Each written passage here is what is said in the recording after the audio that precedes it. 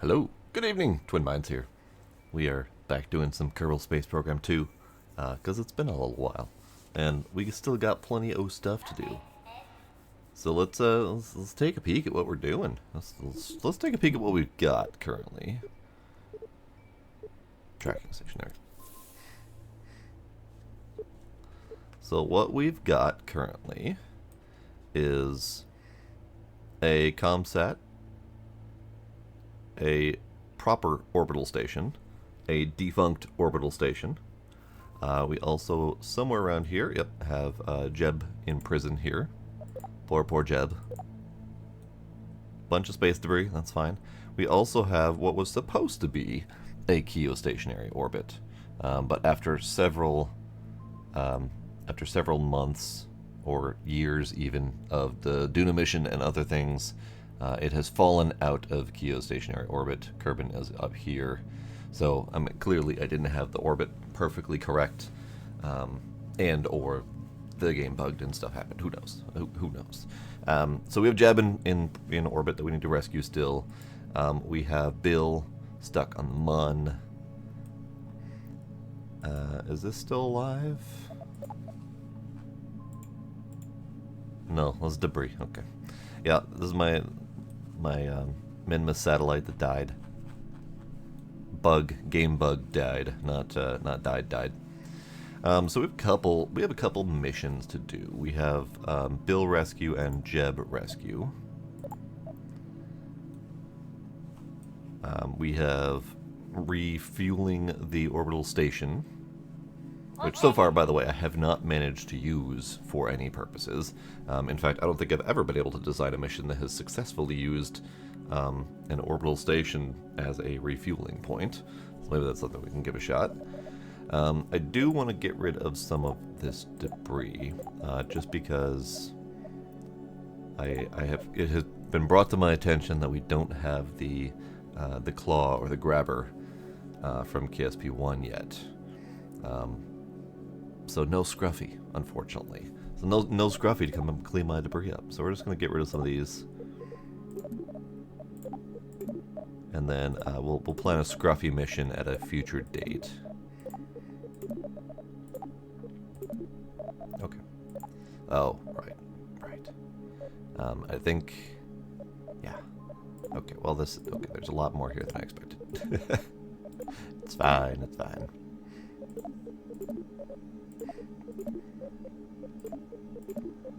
But I do need my area to be free and clear so I can see things. Hello, Scooby, how you doing?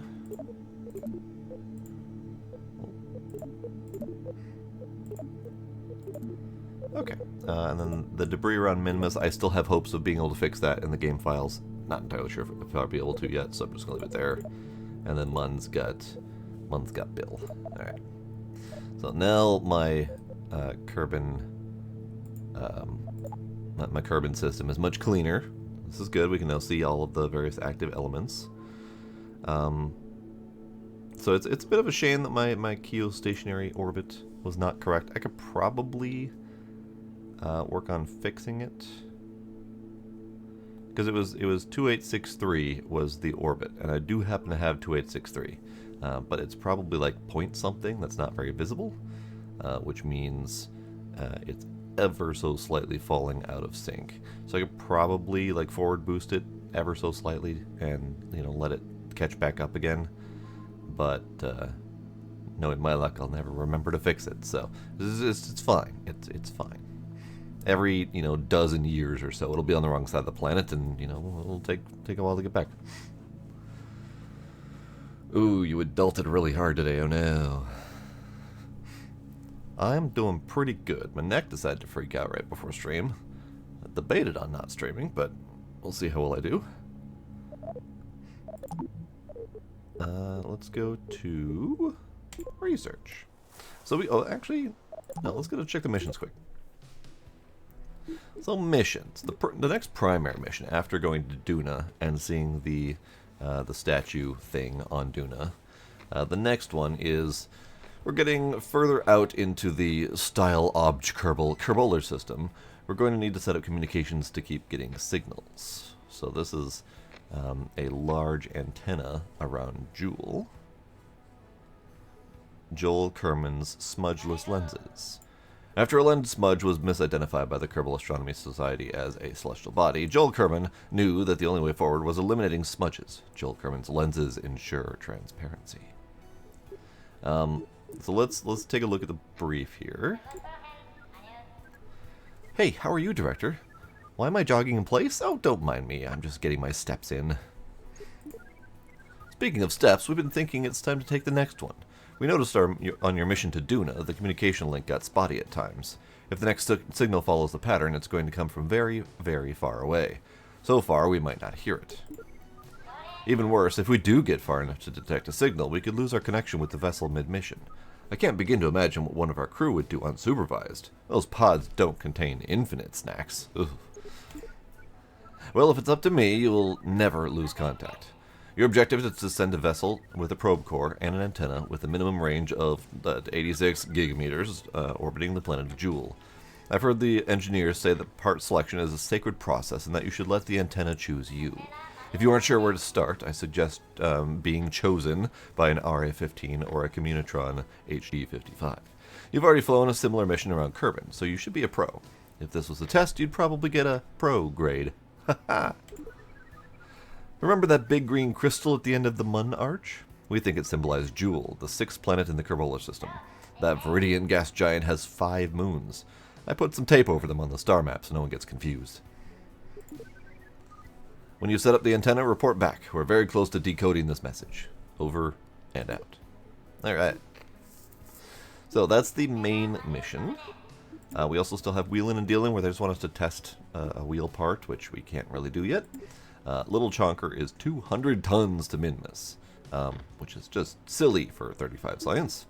Lens test. Joel Kerman's smudgeless lenses wants to see if their lenses tarnish in an ammonia-rich atmosphere. Joel really takes the smudgeless part very seriously. The closest atmosphere that fits the bill is around the gas giant Jool. It looks like we've got a long flight ahead of us. So, transmit or return an atmosphere survey from Jool. So, what I could possibly do is I could do satellite launch and then maybe a dip into Jool, or I could do I could just put the I could dip into Jool with the satellite that has the astronomy thingy on it, or the atmosphere thingy on it, and then pull it back out of Jool to orbit it. Not sure yet, but we could definitely do both of them in the same mission. We'll track that one, and we'll track this one. Looking inward, Major Comms wants to partner with us for a poetry contest. The grand prize will be a reading of the winner's poetry above a really pretty planet. I think Eve is a very lovely shade of fuchsia, don't you? By the time we get an astronaut into Eve orbit, we should have a winning poem. Try to pick a crew member with a melodious speaking voice, as opposed to a malodorous speaking voice. Major Comms, the first challenge for any successful interstellar mission is to call back to base to cancel the rescue mission. Major Comms is theoretically the only one to trust to ensure that your message reaches mission control. Go ahead, prove us right. Alright, Big and Husky, following the Little Chonker line. Director, look at this commercial. We delighted you with our Little Chonker vehicle, but 200 tons to Minimus is kid stuff. Now it's time to hit that growth spurt with Big and Husky. 100 tons of additional mass for all your Duna exploration needs. Say no thanks to gravity and get your Big and Husky flying high in the sky today. Kerbal is not responsible for accidents caused by their products. Now they want us to fly a 300-ton test vehicle to Duna? Why release the ad before we've done it? What is even the point of all this? It's a fair question, actually. That's probably going to be a challenge. I had a hard enough time getting 200 tons to Kerbal orbit. But we'll see. 3 is company. Solo missions are fun, but eventually we're going to need larger crews. Kerbal Health Services is concerned that more crew equals higher stress, which could lead to an outbreak of space madness. I'm no doctor, but I want to get ahead of it. How about launching a vessel with more crew? Piloting is hard enough, but discovering your co-pilot has eaten the last Choco Whoopsie Doodle? Now that's a step beyond. So we need to get a crew of 3 landed on Ike. Okie dokie. Interesting. I do believe we are well outside of our doing a launch window at the moment. So that's probably not going to happen unless we're fast forwarding several years at a time, which is possible. But let's take a look at a Jool mission.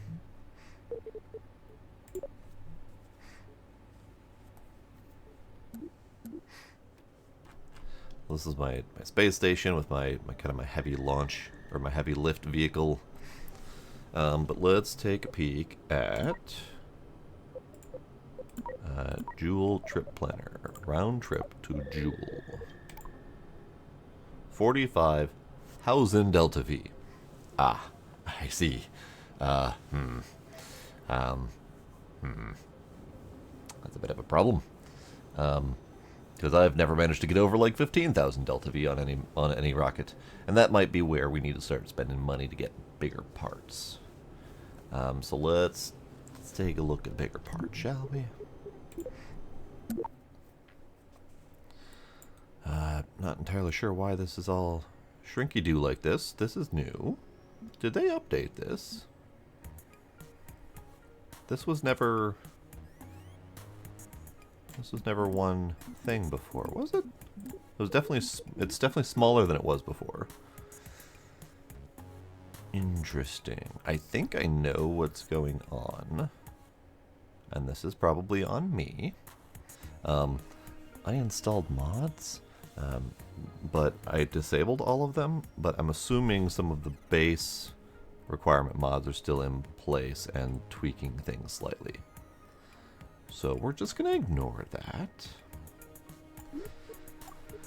Let's see. Precision, Xenon. So Xenon's going to help get places, but it has like no power to it whatsoever, so it's only good for like small probes or really, really long burns.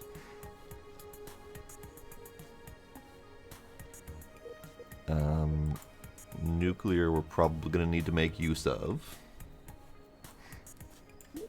So here's the heavy rocketry. Now we have 4,700 science to work with. Itty bitty number up there that I can barely see on my stream, but whatever. I also can't see my stream going on the side. There we go. There we go.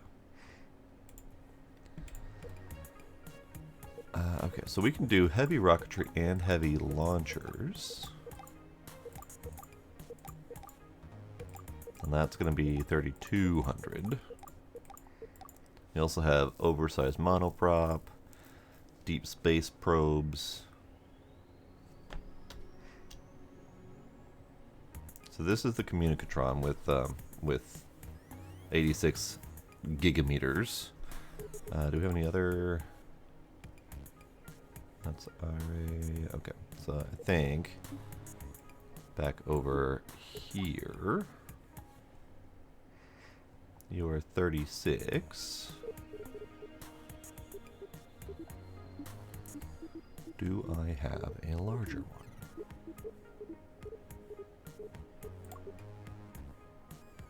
That one. So the RA-15 is the earlier accessible one. This is the one that is not foldable. I do believe the other one over here is foldable. So let's just start with the heavy rockets. We needs it. And that gives us a small, heavy lift tank, or a large tank, a medium, small to medium adapter. I think that's supposed to be large to medium adapter, and then a stack decoupler, so we can start making rockets. The heavy, this is the Mammoth thruster, so this is like the go-to biggest thrust capabilities. This one max thrust is 15 to 1700 kilonewtons. The Mammoth is upwards of 37 to 4200 kilonewtons. So this is your big oomph. We also have deep space probes, heavy construction, large aerodynamics. Now I have not done anything plane related yet. It's tempting. But let's do the heavy launch. Let's just get some oomph. We also have heavy orbital, so we have the Labradoodle, Methalox tank, various nose cones and whatnot, and heat shield. Alright. So I only have 1,500 science left. So the only one I can really buy is this one. But let's see if we can do it without building that one for the moment. So we should be able to do it with one of these. This one. This has the 86 gigameters. We need to make sure that it's got enough power. It uses 12.5 electric charge per second. And most of these do not produce that much, so we're going to need several of them. Yeah, we're going to need several. Okay, good. Good to know.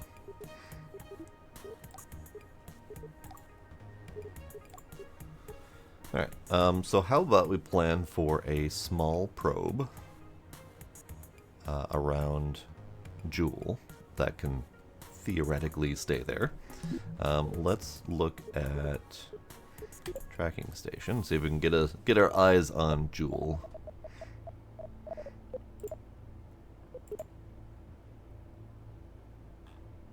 Jool, hey, there we go. Alright, so Jool, it's here. We have 5 orbiting bodies around Jool, and a hell of a sphere of influence around Jool. So if we needed to, we can have this this new satellite orbiting quite a ways out so as not to interfere with anything, while still maintaining connectivity. Howdy, Kinder. Welcome.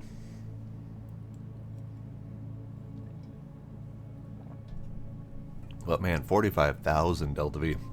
The alternative is not 45,000 Delta V. The alternative is to simply send a completely unmanned one-way trip to Jool. That will drastically reduce the amount of energy needed to come back again. Now, do we have information here? Atmo. So the sphere of influence is 2,400 megameters. Atmosphere is dense, 6.7. Trying to see, there's no... So this is where I was hoping that they would have information in here that is useful.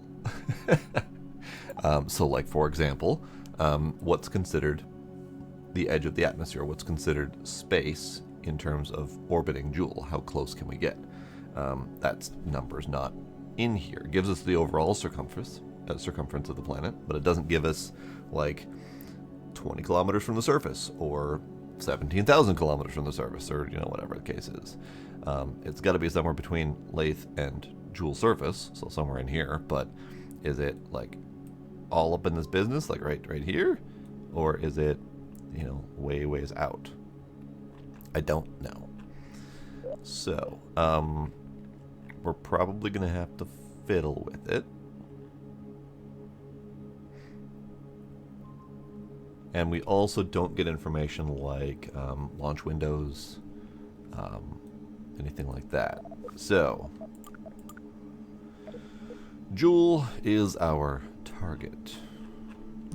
Let's see if we can design something that can get there.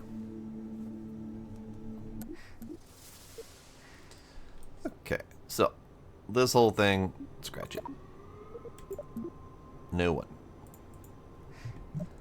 So we're going to do a probe core, and I think if I can do this whole mission unguided, that would be wonderful. Because then we can just not have to worry about another rescue. That would be great.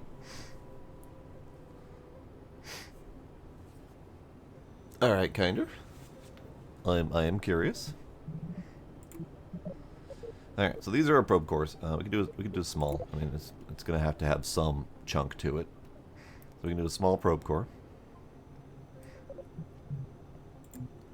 What do we have for power generation? The highest power generation we have is from the round ones at 3.5 per second. So, what that means... is that we're going to need to have about 4 of them just to run a single satellite. So we've got this guy right here, right there, right there. So that's our satellite. Now, if I wanted to do more of these, have something that looks neat or something like that, we're going to need more power. So this thing, that's no information whatsoever. That's cool. This thing does 12.5, so we do need 4 of the round solar dude for this thing.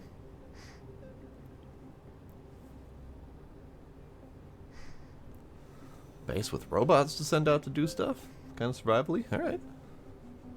I'm listening.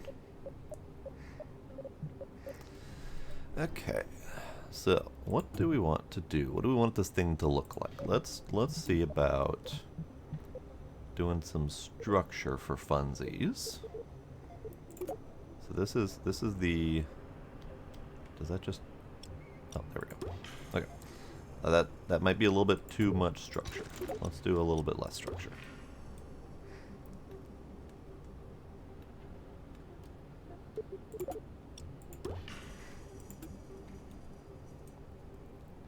Now, unfortunately, this does not have a connection point. But let's do...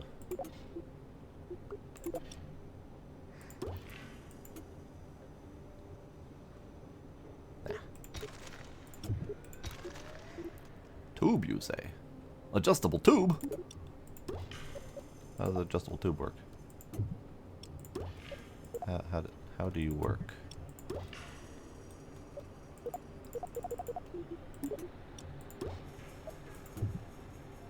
Oh.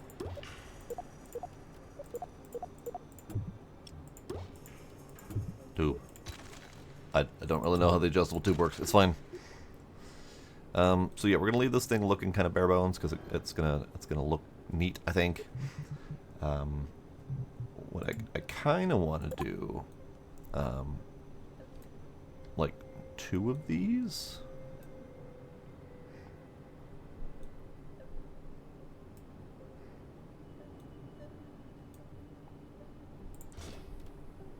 Kind of want to do 2 of them. Which means I'd have to double my power requirements, but that's fine. I just don't know how I want these to be attached. Alrighty, Kinder, have fun at work.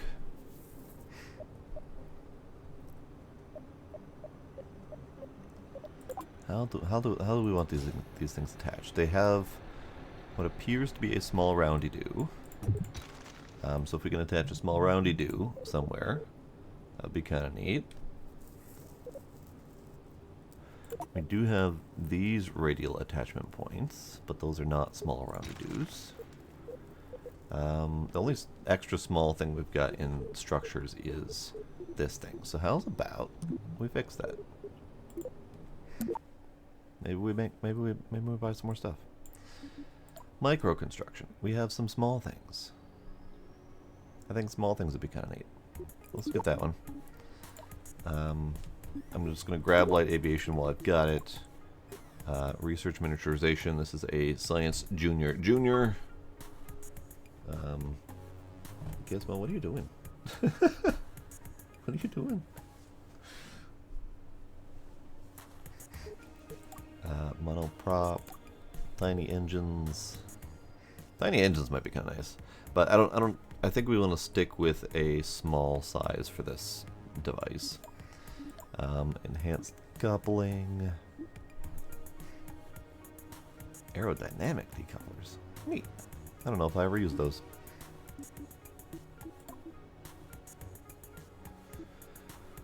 Some small stuff. Multi-point connector. Oh, neat.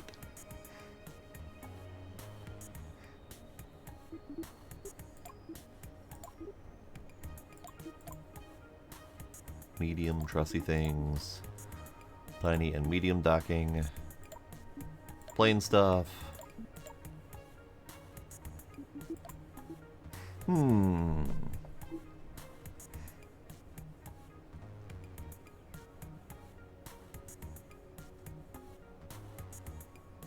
Looks like this extra small stuff is all square based. Because we also have it in the micro construction. All these are square type objects. So we might not get a small roundy thing to connect to, but we'll see what we can come up with. So that's it for the moment.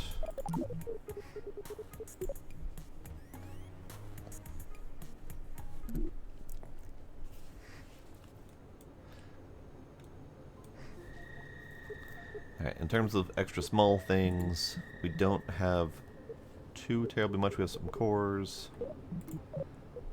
We have that thing. That's not really useful. We don't have much in the way of extra small yet. We have some fairing stuff, which is fine. We're gonna need that. We have not much in general, actually. There's just not much in the way of extra small. So that's fine.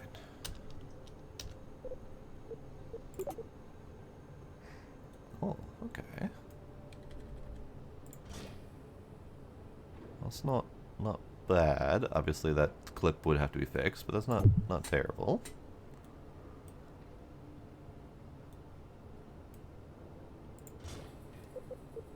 And these are 1.25 each, power-wise. So having 8 of them puts that at... Sorry, is that 1.25? Yeah, 1.25. So having 8 of them puts it at 10 power output, which isn't all the way what we need, but it's getting there.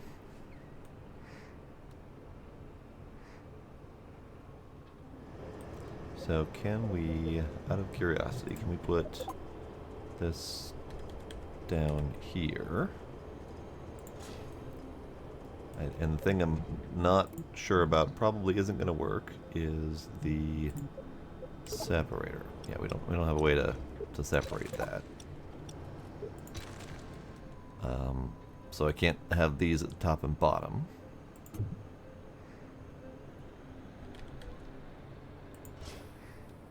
That's probably going to interfere with solar. Thinking about it. And these certainly don't have to be here.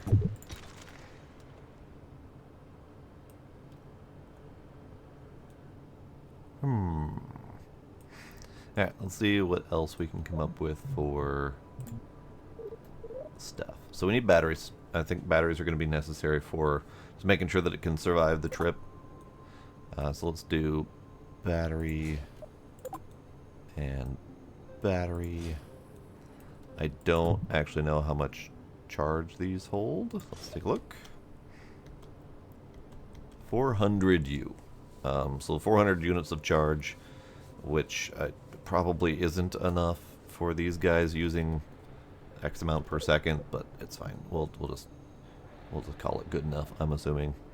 So let's just work with this as the design element for now. So now we have extra small trussy things. And this is where it looks like it's just not really gonna connect terribly well.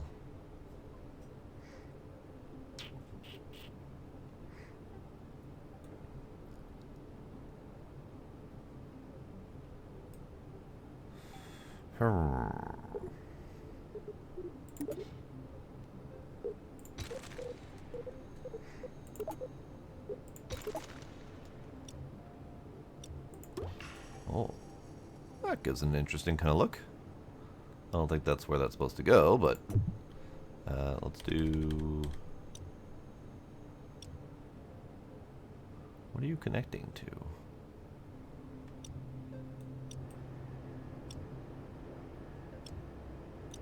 It's attempting to connect to the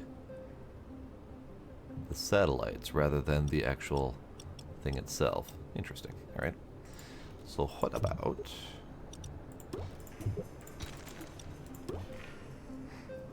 that? And then we can do...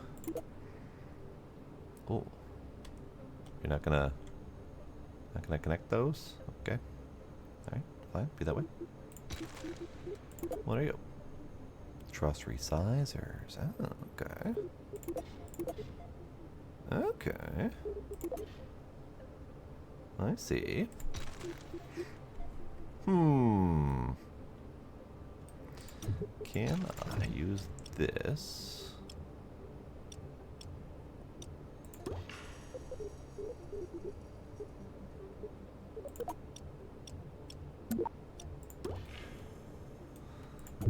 Here, trying to get this thing to connect.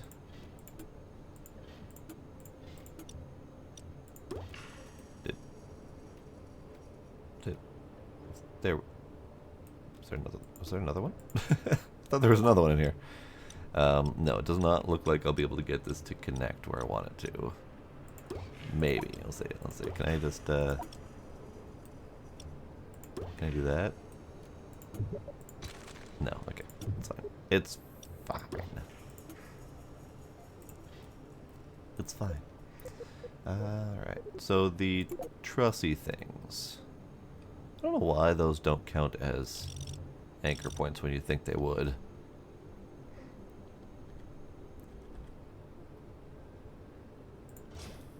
But something like that. Problem is that these things... Excuse you. Excuse you. Alright, fine. There's nothing really visibly connecting all this together, so I think we're gonna have to wing something. I don't need those. Let's see. You can go there. What if we did?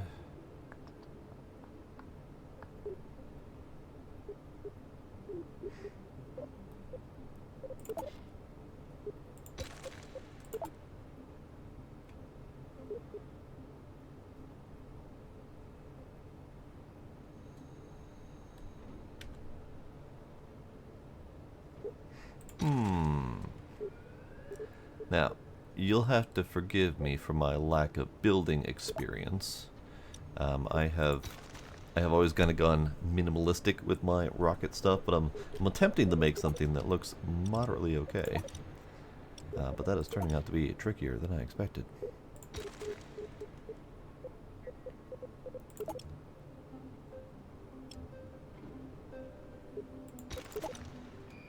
What's the difference between...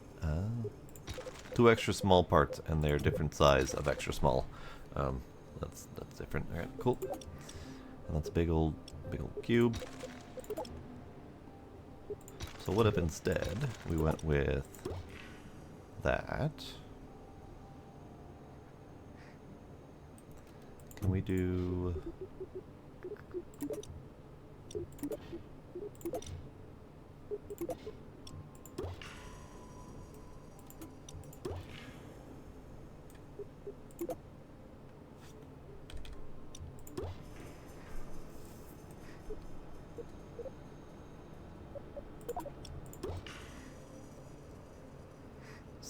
Something like that.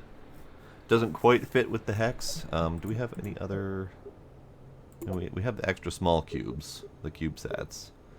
But no, we'll stick with the small size hex, and we'll just kind of work around the design oddities.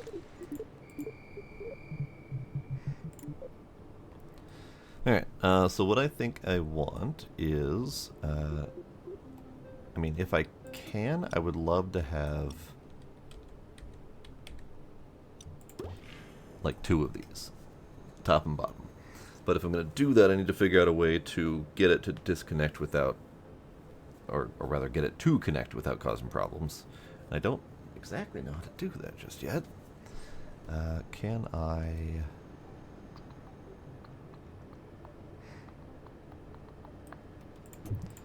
Can I do a fairing to do that?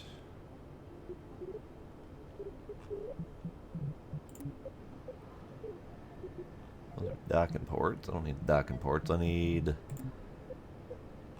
Where's the bearings? Payload. There we go. So if I do this, and then connect that there, it looks a little bit funky,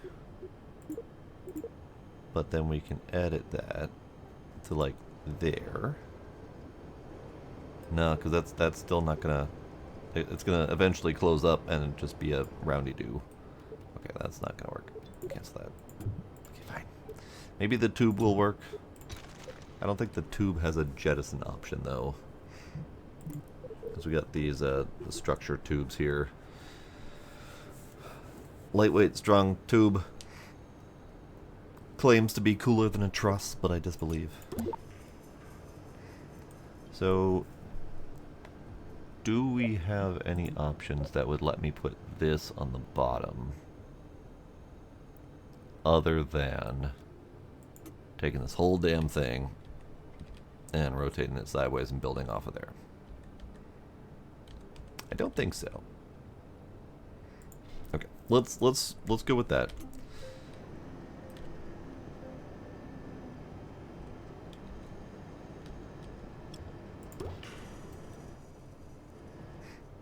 So let's build it how I think I want it to look, and then we'll flip it sideways and we'll connect the damn thing. And then we'll shoot it up. So this is going to be a very wide fairing, assuming that this whole thing is going to be tilted sideways as it goes up into space. I don't know the answer to that yet, but it's fine. It's fine. We'll figure it out. We'll brute force it if we have to.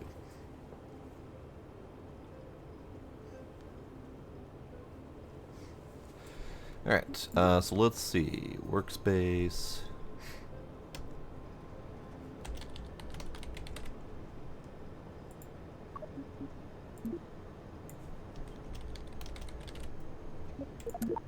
We'll save that. Okay. Also, I wanted to look at the Jool one-way trip numbers. So 22,520 delta V. And that is taking into account 14,000 delta V to get to Jool surface. So these numbers are actually drastically smaller than I thought. So we can take off 2,800 or 28,000 delta V from this number here. Cool. Okay, so that's not nearly as bad as I thought it was. Still not great, but not as bad. So this 14,000 that we can remove, that puts that at, what, 6,000? 8,000 delta V, give or take. So that's going to be a lot easier to work with.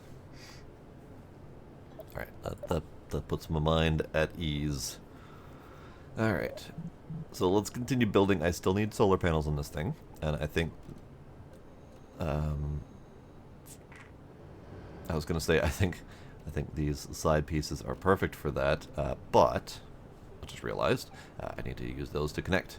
In fact, let's attempt the connection element first here. So we're gonna need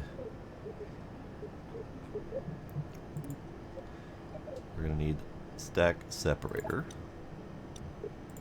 and we're gonna need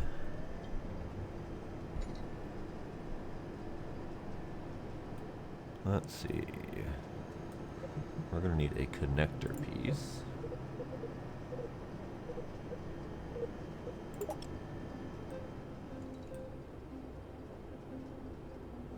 Maybe not.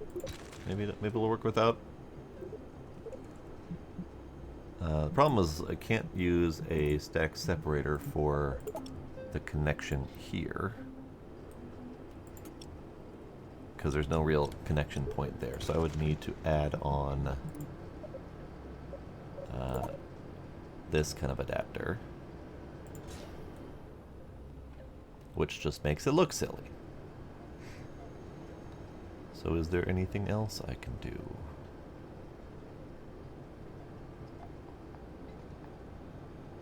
I think the easier option might be to, let's see, we can reflip that.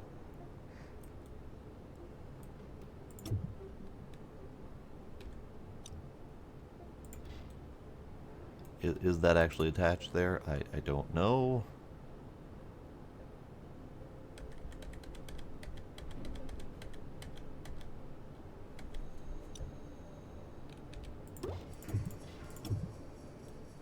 Well, I'm not entirely sure it's attached.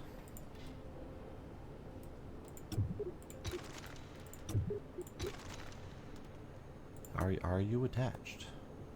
Are you doing a thing? I mean, maybe. This is a solid maybe. Let's check out.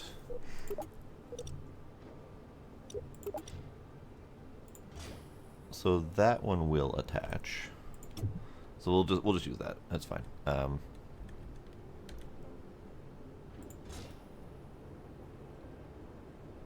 You good? You good there? Yeah. Okay.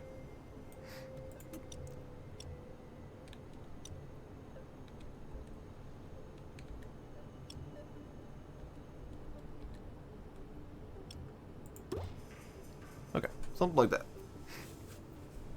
And then that allows us to do the stack separation and whatnot where needed. Alright, so now we gotta do electrical. These do. Oh god, they're so big.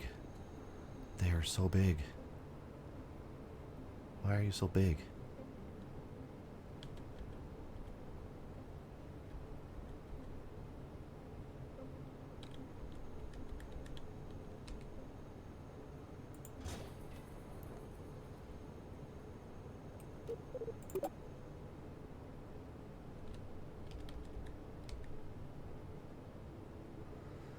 Let's see. So something like that. So let's see what they all look like extended. That's alright. Then we could do the same thing on the top. Oh,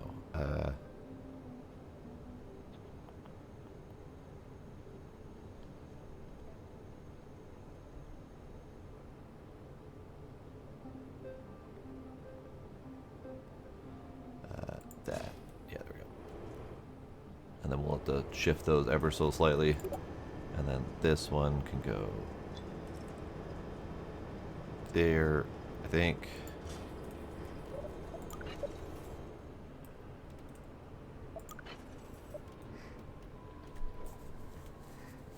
Looks a little bit silly now that they're all full boxes and covered in stuff.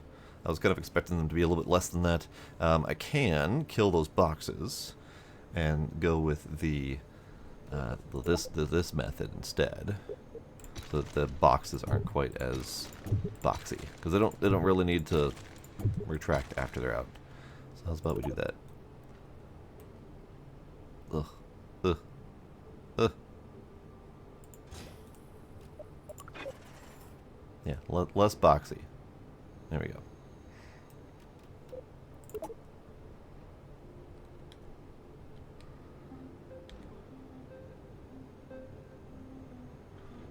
Which side is the thing on? The connector is on the fat triangle side. Okay, perfect.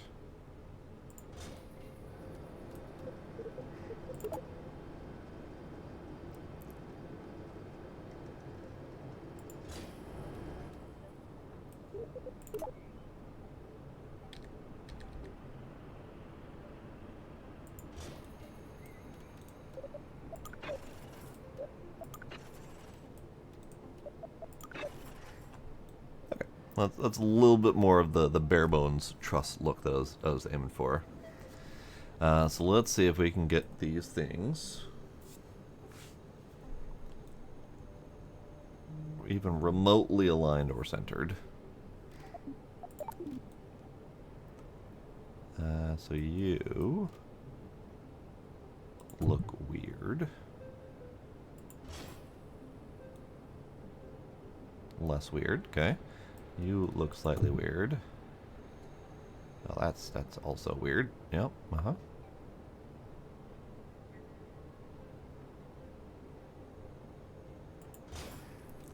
In that case, then,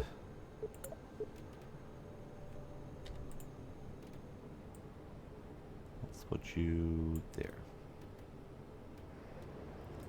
And let's put you there. Okay, I think they're all lined up, as lined up as they could be.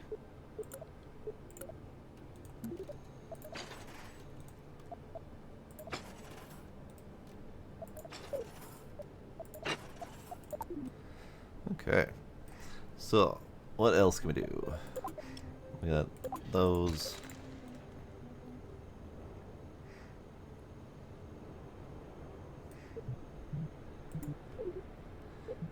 we do need some science on here. So let's take a look at science. We do have the Science Junior that can be tacked on. We also have... Oh, I was kind of hoping that was bigger. Alright. We can tack that on there somewhere. Now, the Science Junior doesn't necessarily need to be part of the satellite. That can be part of the rocket that's going up with it that will be detaching and probably deorbiting into Jool. Unfortunately, with the Science Junior, that comes along with samples that need to go back again. So maybe I do need to return trip this thing?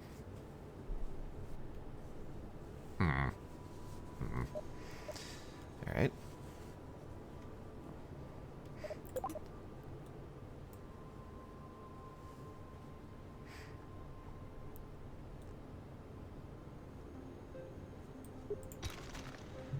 Science. Science. Let's put a couple of you here.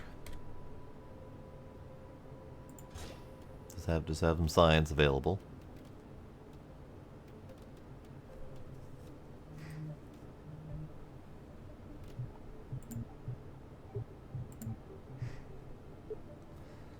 And let's do a quick peek.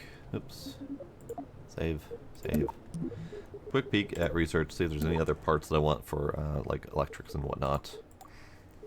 Want to prop tiny research.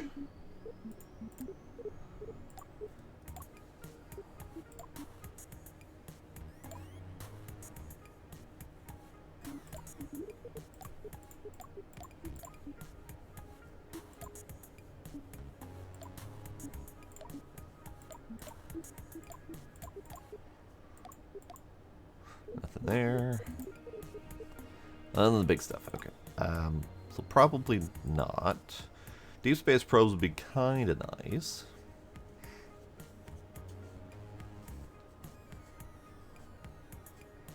Then, of course, that would give me the option of using the other antenna and redesign the whole damn thing. No, we're not going to do that. I want more power, but I can't have more power. I can't have more power. That's sad. Radiations. Ah, okay. Radiation science and orbital science. Yeah, we're not doing those yet. Okay. We're just gonna have to build with what we got. It's gonna open the head more, but whatever. It's fine. Okay. So we got Atmos science on here. I think I'm not positive, but I think I should probably have at least a little fuel on this thing. Just to make it go if necessary. So let's slap on a tiny little poodle.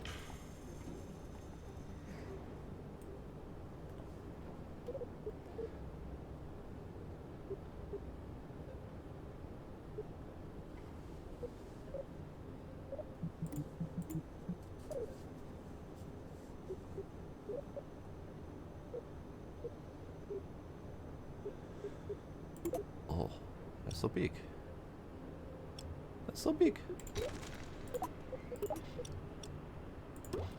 I don't think I want monoprop on there, and actually I don't really care for this part either.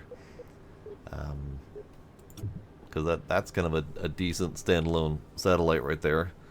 But I think it probably does need some juice to it just to, you know, change its orbit or whatever is necessary. So what can we have on the top to kind of cap the thing off?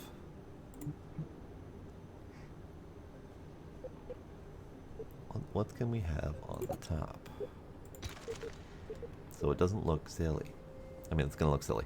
So we've got 8 of these. Let's revisit the power situation. So we needed 4 of these per satellite. So actually we're covered in that regard. Let's pop these guys out again just to have a final look at what it looks like. So that's when it's out, and this part stands out a lot less because it's now kind of cloaked in solars.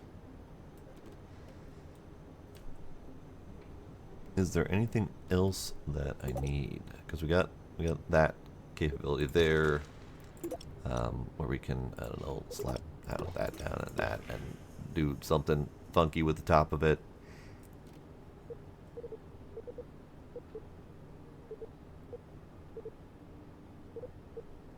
I don't know if there's anything particularly funky with the top of it that I need to do. Do I need any sort of... Do you have stabilizers, I guess, is the big question. Do you have a way that I can actually rotate the damn thing? It does have a reaction wheel, so this is good. It's probably not terribly powerful, but it does have it. What I probably should do is I probably should figure out how to get more solar on here.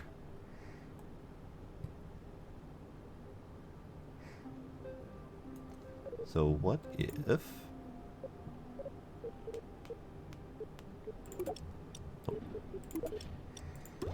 What if we lengthen it a little bit and put on some more solar? Probably some more batteries too, just to have some.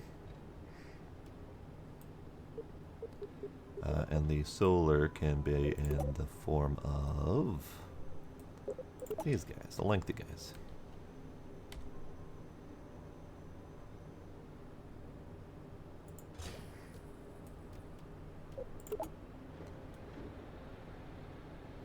They're probably not going to be perfect. Oops. Because some of the parts will be eclipsed by the big round ones.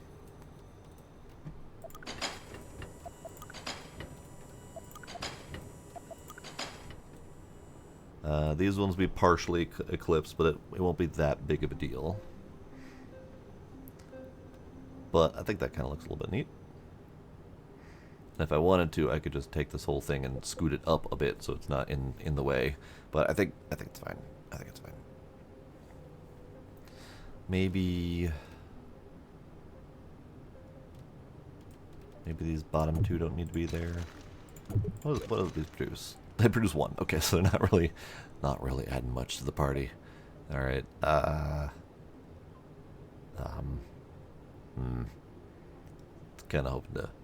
It's kind of hoping to include a little bit more juice.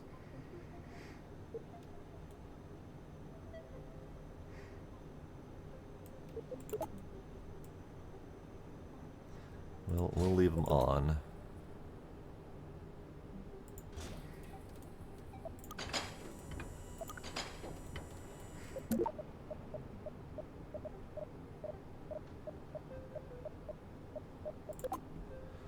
And then we'll slap some batteries on the side.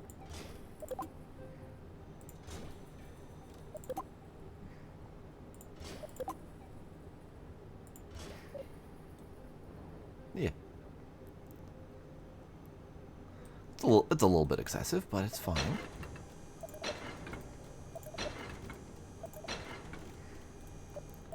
It's a shame that there isn't an easy way to do this. There's an easy way to do it when we're out in the wild, but not in here. Okay. It's a little bit of a weird satellite. I will fully admit that, but I like it.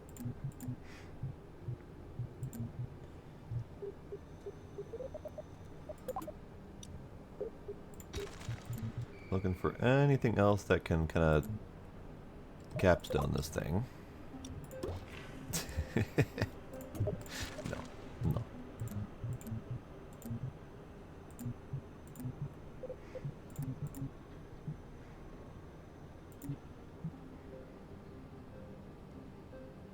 No. Okay. Stack separator. Get you on there.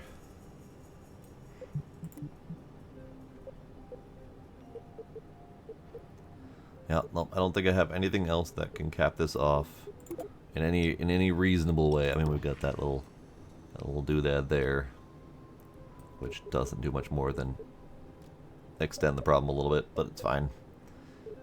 Nah. That little end cap will be fine. That's fine. Okay. So, we gotta get this little satellite to Jool. Little satellite. It's moderately big. It's not huge, but still.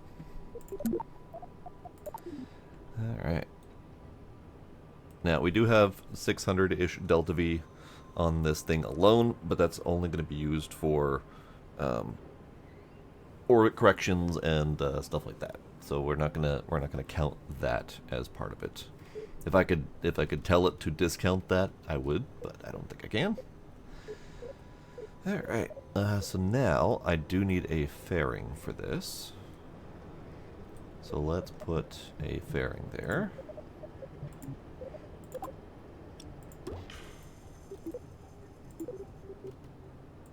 Oh, the fairing. It's gonna be big.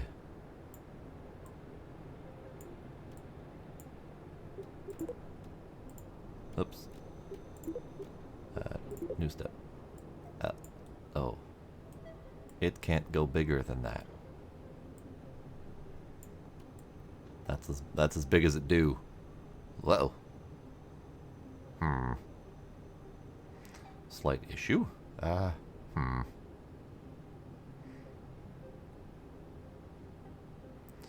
Alright.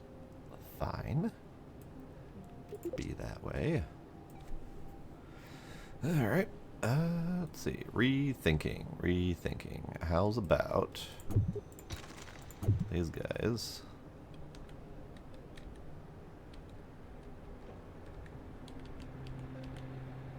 Go up here. Why did you not, There we go. Is this gonna be a problem? No, not a huge deal. Okay. Okay. So it's not quite what I had in mind, but needs must when space is limited.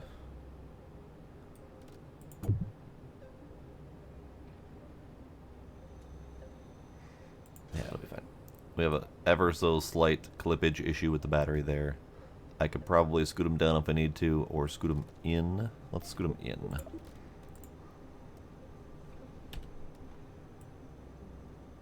They can scooch inwards a little bit.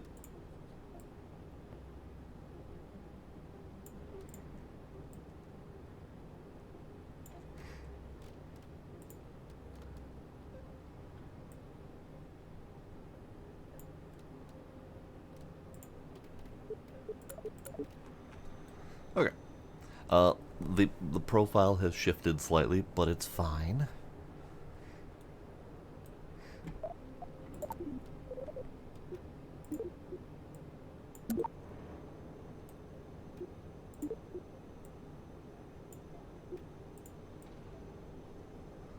And that does let us cone up a little bit.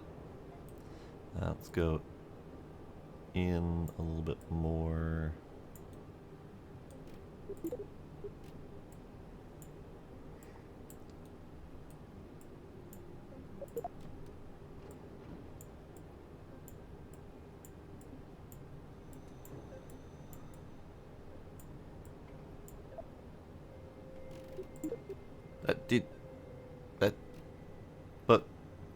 But why?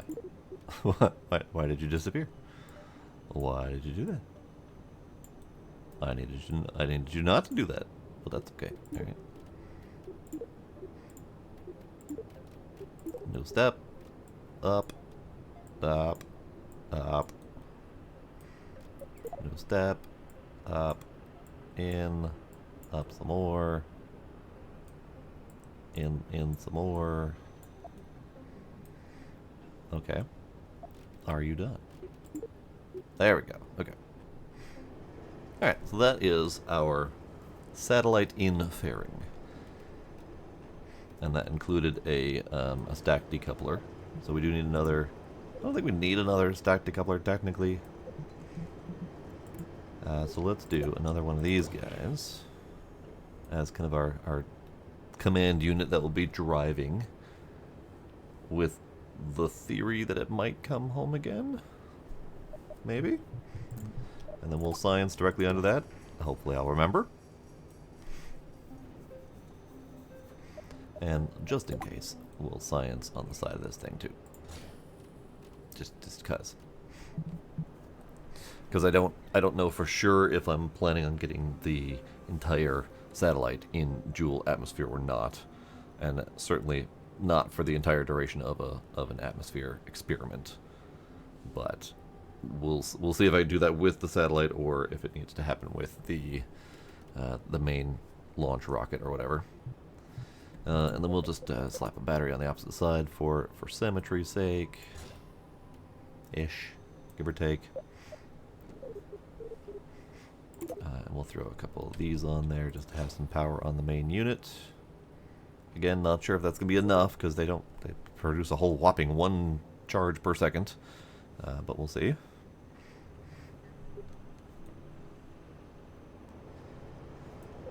Alright. Now, to get this thing Jool, let's try this. Let's try some nuclear. Nuclear. It's pronounced nuclear. Okay. That is not terribly much delta V. Oh, my face is in the way again. There. Keep forgetting about that. Let's move my face.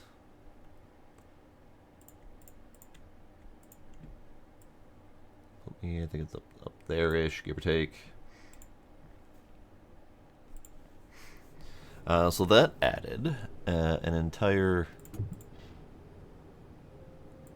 700 delta V. Not terribly much. That 700 delta V will be used for...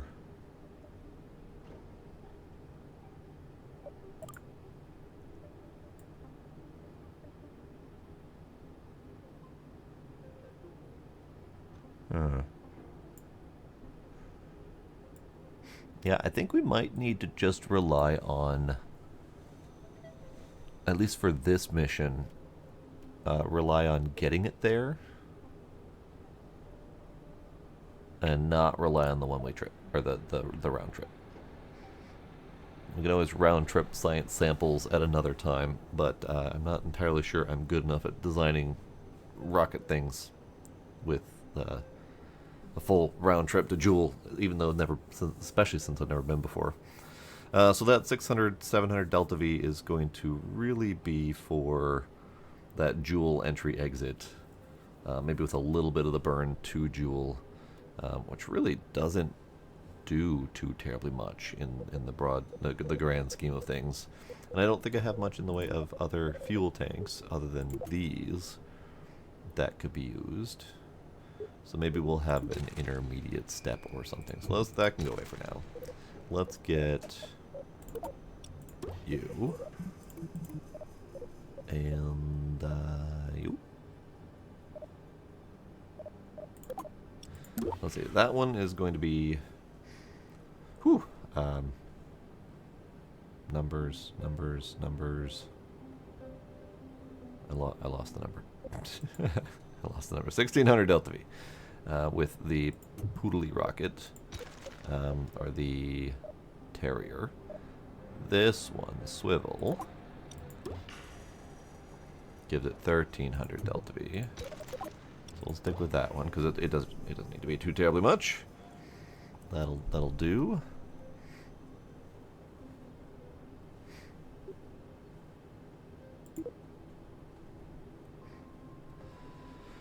Alright, so skipping the Jool surface, I think if I'm going to do a low orbit, I need a lot more delta V just to get it there.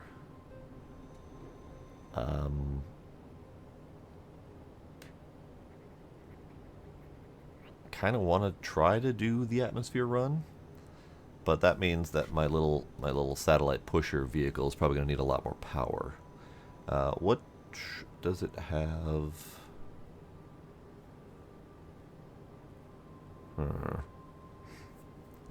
Can I do...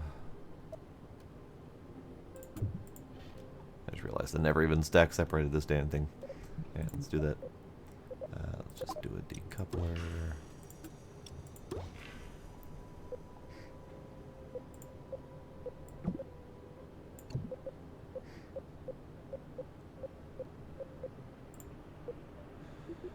Alright, so I need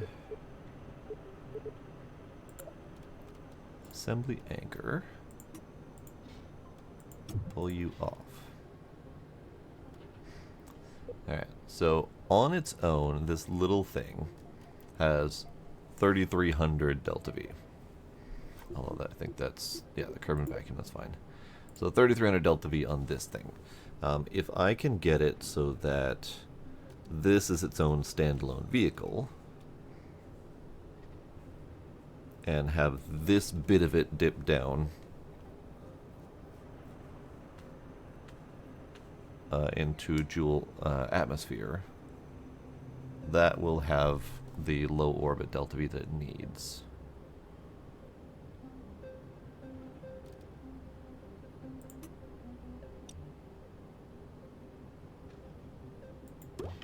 Okay.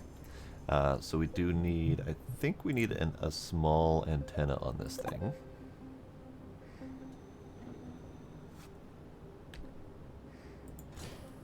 That'll do.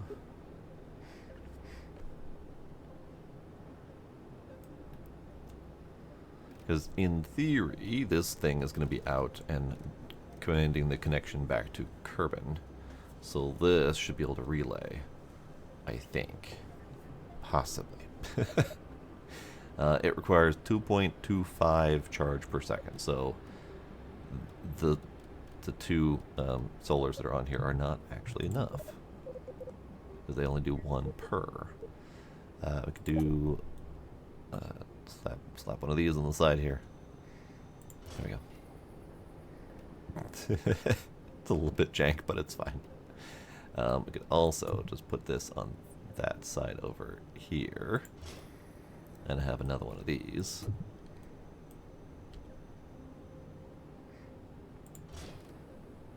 Get some. We need more solar. Is what's happening. We need more power. All right, that's a little bit jank, but it's protected by the fairing, so it's fine. It's fine. So this whole collection here needs to make it 2 Jool without interference. It's kind of my main goal, because I think what I want to do is I want to get this communication satellite in a far out orbit on Jool, which is going to be really easy to attain. It's going to be that 160 for entry exit to get in and out of Jool, so it's going to be really easy to do because it's got a really huge sphere of influence, so we can put it kind of out at its outer edge. And then we want to bring this in to Jool low orbit. So we should be able to do that with this bit here. Now the surface, that's just silly. We're not, I don't even know why there's a surface calculation for Jool, because there isn't a surface for Jool. But whatever, it's fine. It's fine.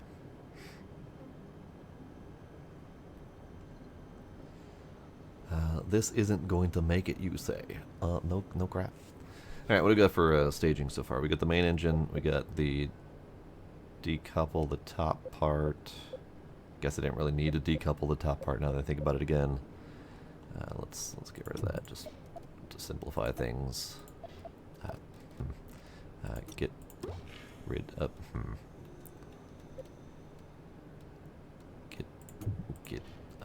get rid of that to simplify things. No, okay, we're not gonna be able to get rid of that. All right. Can I grab it from here?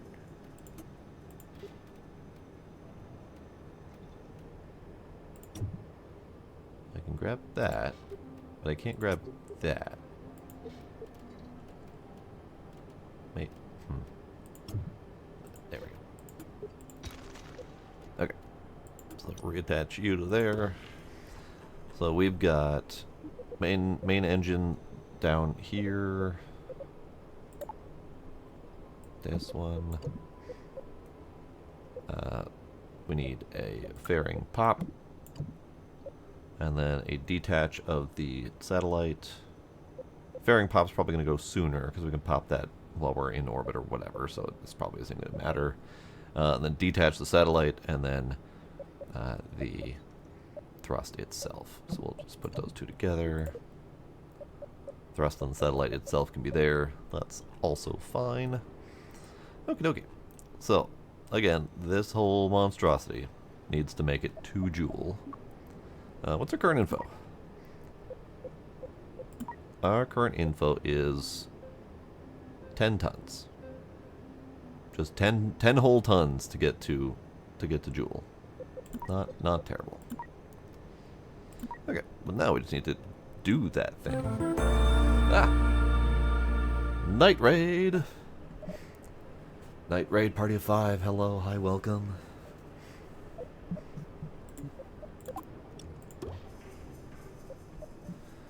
Alright, let's punch this thing. Let's punch it. So again, our numbers. We need to get up into Kerbin and then exit Kerbin. So we need about 5,000 Delta V for that. And then Jool Intercept is another 1,200 Delta V. So it actually doesn't need to be that bad. I was kind of expecting it needed to be a little bit more, but whatevs. I haven't made it to space yet, Knight. I've been talking a lot and planning and designing. So we'll see. We'll see. We have a communications satellite going to Jool next, in theory. This is my lovely designed communications satellite. Which wish there was an easier way to show what's inside the fairing, but it's fine. Lovely communication satellite. And I've never been to Jool before, so this will be an experience. So how's about just straight up medium it? Yeah. We'll just straight up medium it. How much oomph is this? And let's go with the poodle.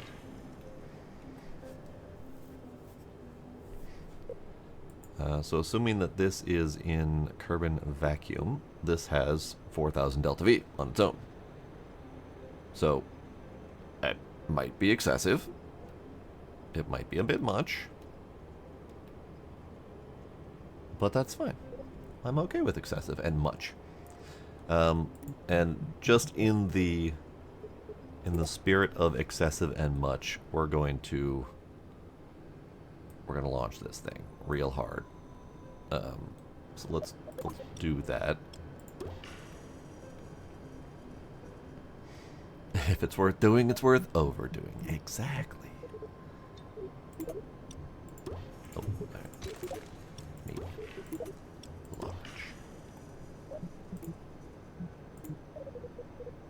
Punch it.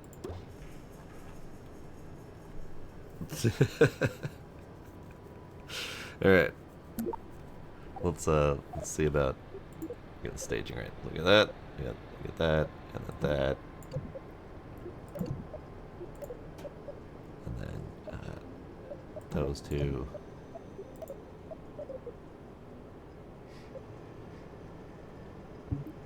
Okay, so that's gonna be this one. This one's Kerbin Atmo.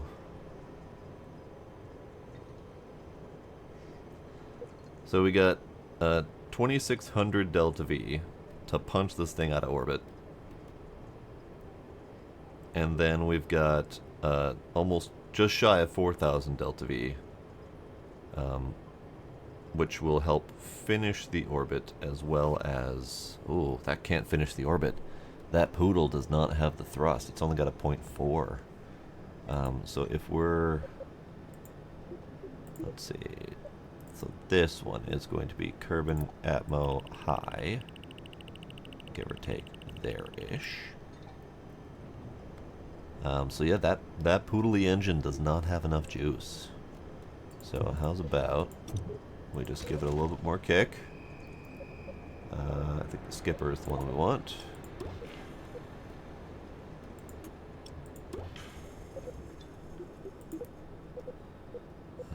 So that would be skipper. There we go. Alright, so we lose a little bit of Delta V, 3,500 instead of 3,900, but we do gain the ability to actually push this thing out of the atmosphere. So that will be 26, so about 800 Delta V off of this to circularize Kerbin, another 1,000 off of this. So about half of this stage is to get it out of Kerbin. And the remaining half, give or take, should be able to Jool intercept. So I think we're mostly good. I think I should just add a little bit more fuel on this first stage here, just to give it more kick. Let's just go all the way. Oh god, it's so tall. Oh. What did I do? What did I do? What did I do? I think that was my solar. All right. It's so tall. I need to. Eep. I need to. Okay. Come on. Up. There we go. Okay. He's so big. He's so big. Do I have anything that will help with stabilizing? Let's do that.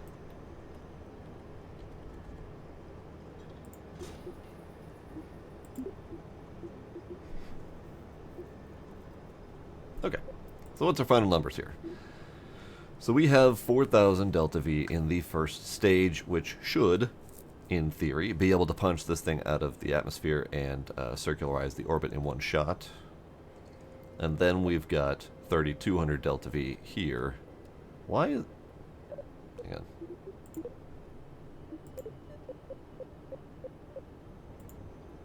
Why is this lower delta V than before? Ah, because it was configured for atmosphere. Got it. And then you are atmosphere. So then that puts it down to 3,500 delta V. Still technically should be enough to get this thing into orbit, but just barely. Only if it's like a perfect launch. Then we've got 3,700 to do the whole Jool intercept, so it's more than enough. In fact, we may have enough to get it down into the low orbit and then back up again. Alright. Let's... Why is this now called Fly Safe? No, that's not what this was called. Not what this was called at all. It's called Jool Recon. Save it. Do it. What?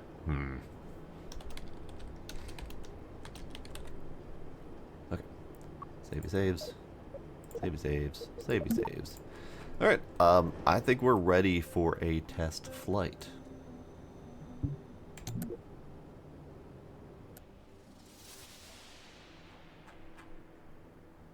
Oh, it's all wibbly wobbly. It's so wibbly wobbly. I mean, it's not like Kerbal wibbly wobbly. It's just the entire tall rocket is balancing on a cone. It's fine.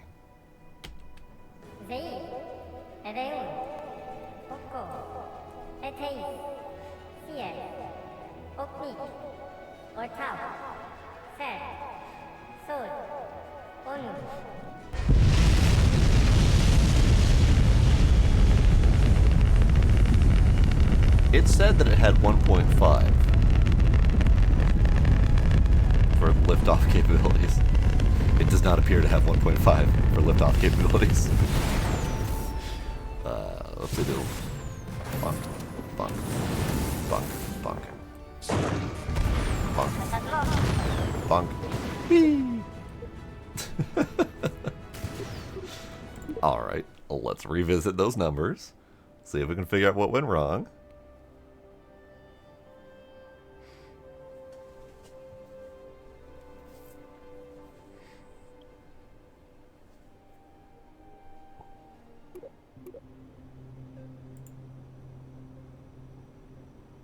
Now it's at 0.92.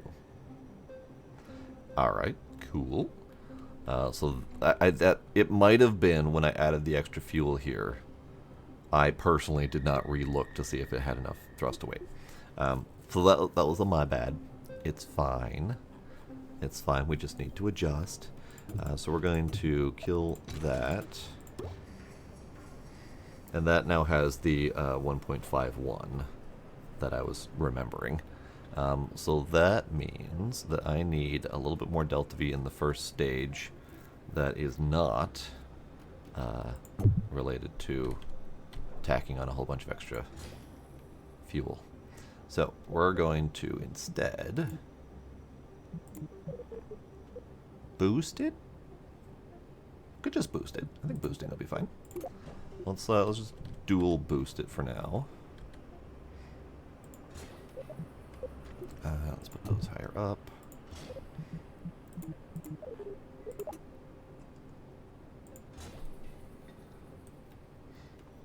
Trying to remember which way these things work in terms of, like, is this how it's going to launch?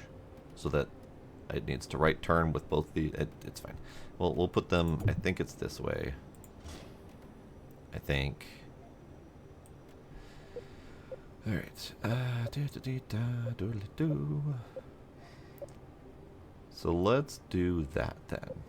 So these are going to have the 1400 delta V at 1.25 thrust to weight, just to kick it off the launch pad, and then we can continue with the mainsail. Let's give that a try. Savey save.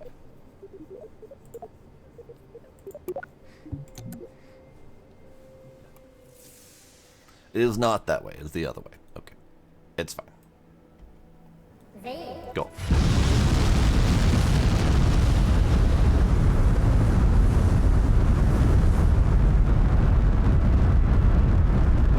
That really does not have much in the way of power when it's coming off the gate there, but that's fine. Slow acceleration is fine for a tall-ass rocket.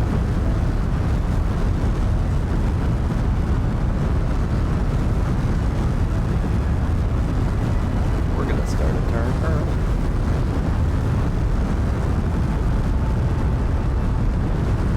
Because I feel like it.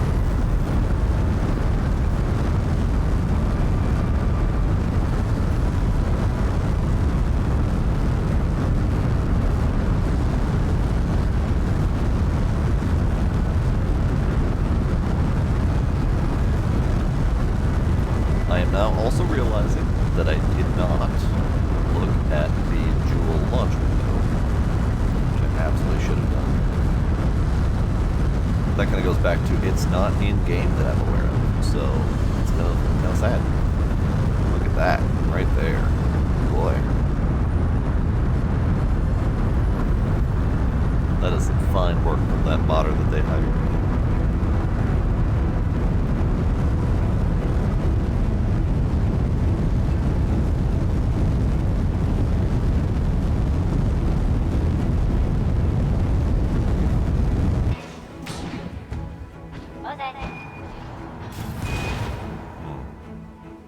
Yeah, that's why I wanted those to be sideways, so we're not kicking into them.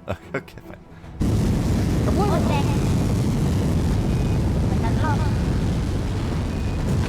Oh, and it just exploded. Okay.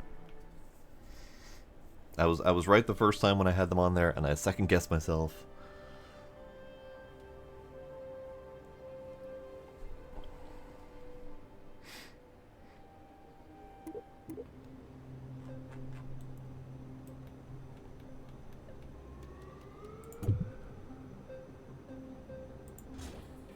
Okay.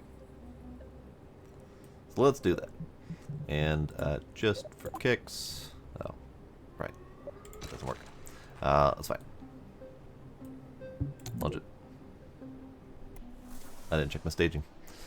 Staging. We'll slap that down. Ow. No bite. No bite. No bite, cat. Go.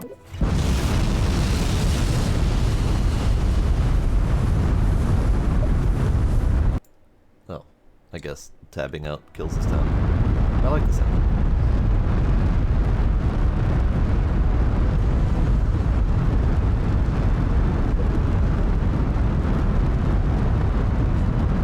Start a little bit of a turn. Doesn't need to be much.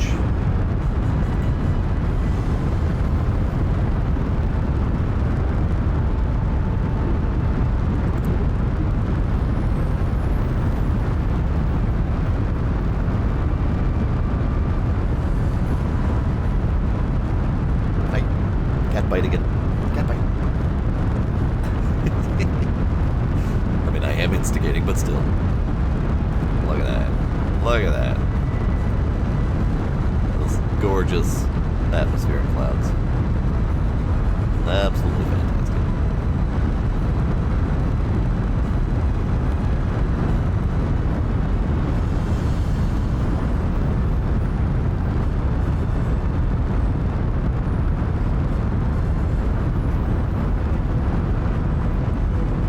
Quick tap out to do a thing.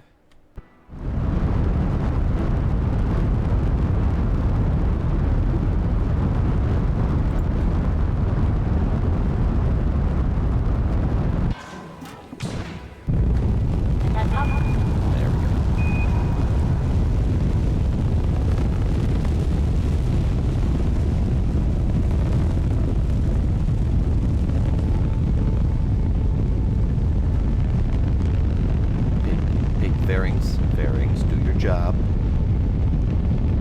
Do your job.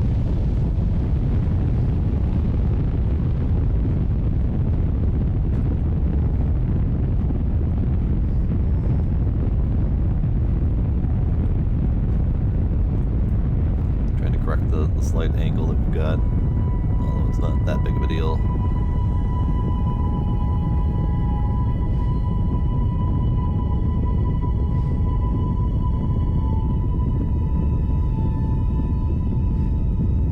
So we're at 75 atmo. Not atmo. Let's get to 100, give or take. There we go. And then we'll finish circularizing. Science? Science! No science, okay. Oh, I think that's the Atmo trying to do science right now. That's probably not going to make it.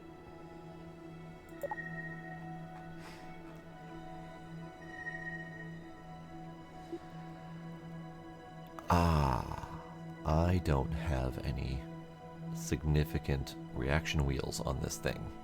So, turning's going to be a pain. Right. Definitely should have considered that. I don't have any reaction or RCS. So we're gonna wing it. We're gonna wing it, yep. But let's pop this just for funsies. Just for funsies.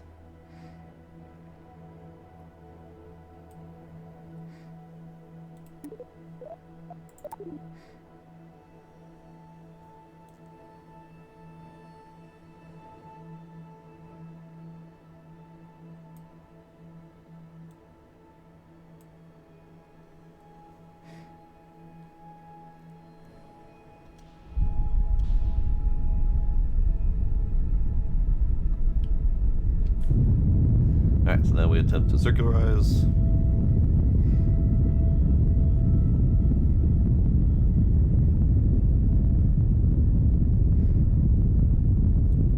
Has a hard time going straight.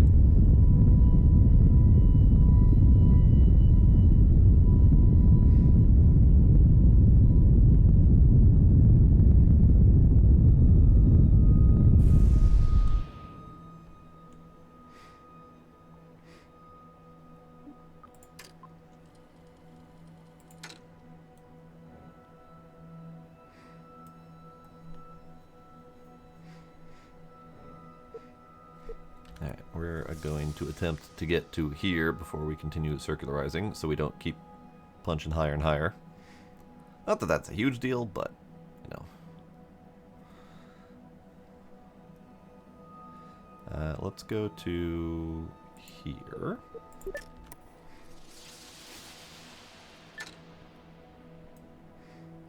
And we are going to ever so slightly turn on some thrust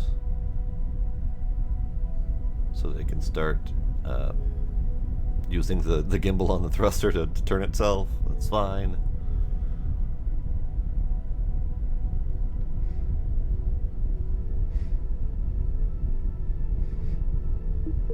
Alright, so now we can start punching it.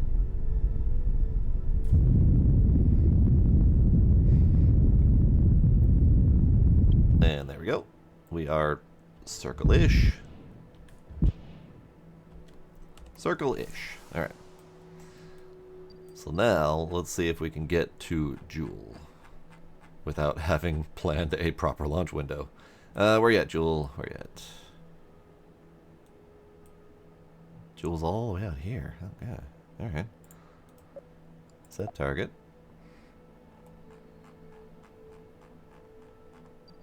And let's see about a burn window of some variety or another.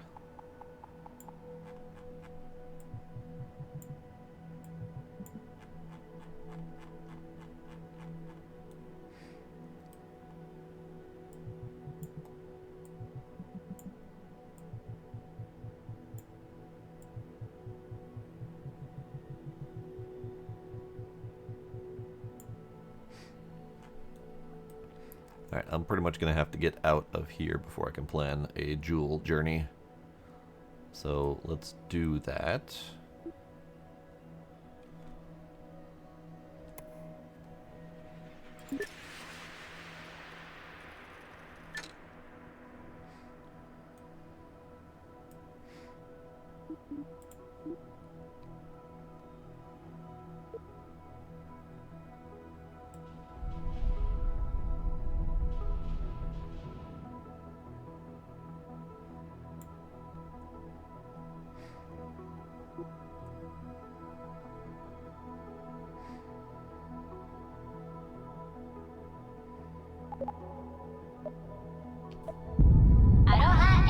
Okay.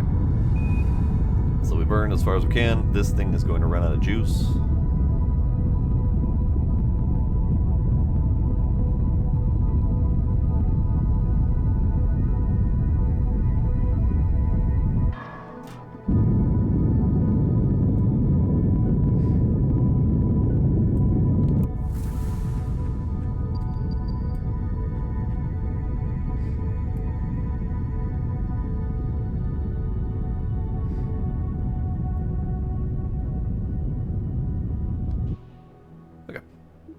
That's close enough.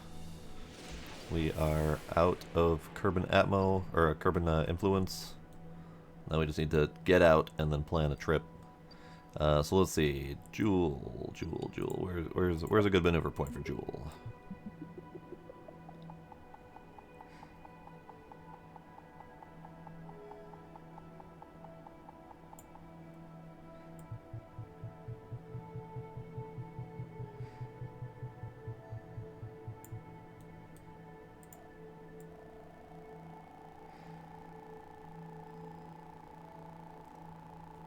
Right about there, give or take. And if we focus on Jool, that gives us a pretty wide out sphere of influence. That's good. That is 2700 delta V. Alright, that's fine. So let us start burn in 170 days. Alright. I guess we do that. Let's warp to time.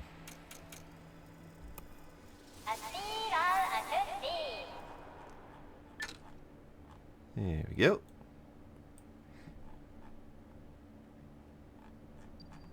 Now, this is where it says that the maneuver node is. I don't think that's correct. So it says we start burn in like 3 days, so we're gonna kill this and start again, just to make sure that it's not gone screwy or whatever. Burn out.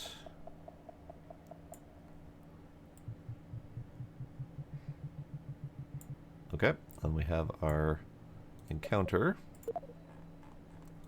The lightest of encounters. I think I need a little bit more than that.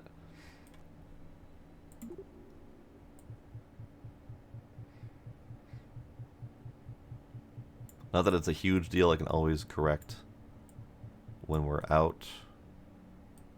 So in fact, yeah, let's do that. We'll just burn right about there, and then we'll correct while we're out and about. Maybe a polar orbit around Jool outside of the moon's influences would be kind of nice to have for a communication satellite. So there's very minimal eclipsing. That would be kind of nice. So, let's do that.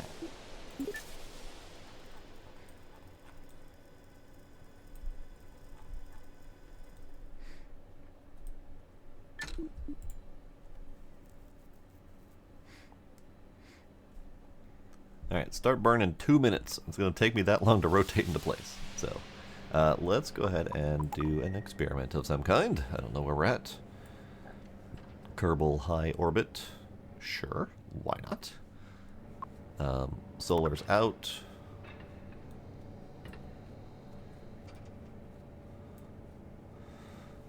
Interesting. It did not extend those.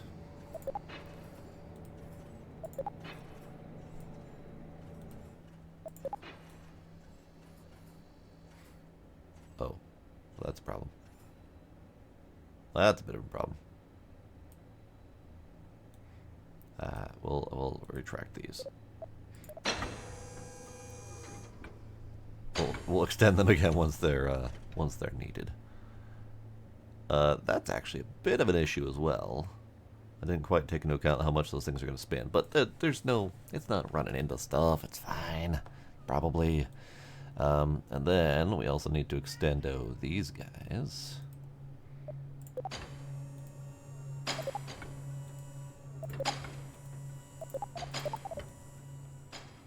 It's got a lot of solar on it. That's fine. Okay, we got a minute left. We are actually pointed in the right direction now. And then we got 2 minutes to burn. 2 whole minutes to burn. Let's transmit, just to have some science going.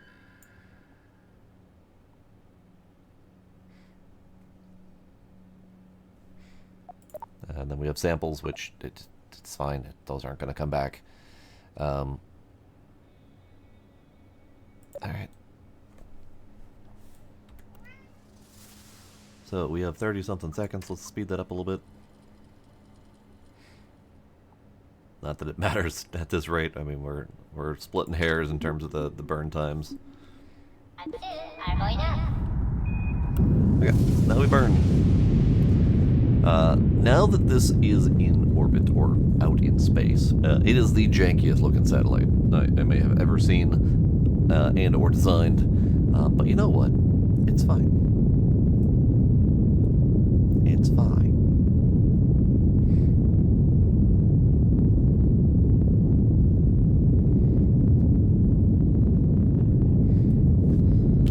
Okay, so we have 2 minutes of burn remain to get all the way from Kerbal out to Jool.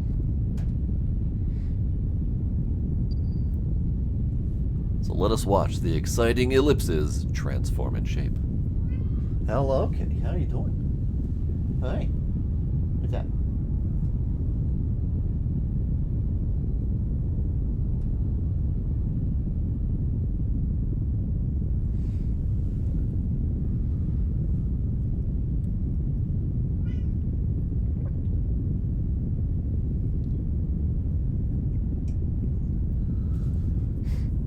So how's everyone doing out there?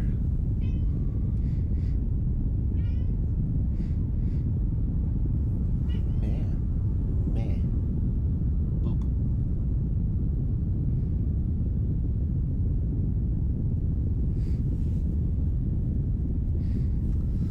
We have about a minute left on the burn. Oh, cat. Hi. How you doing, cat?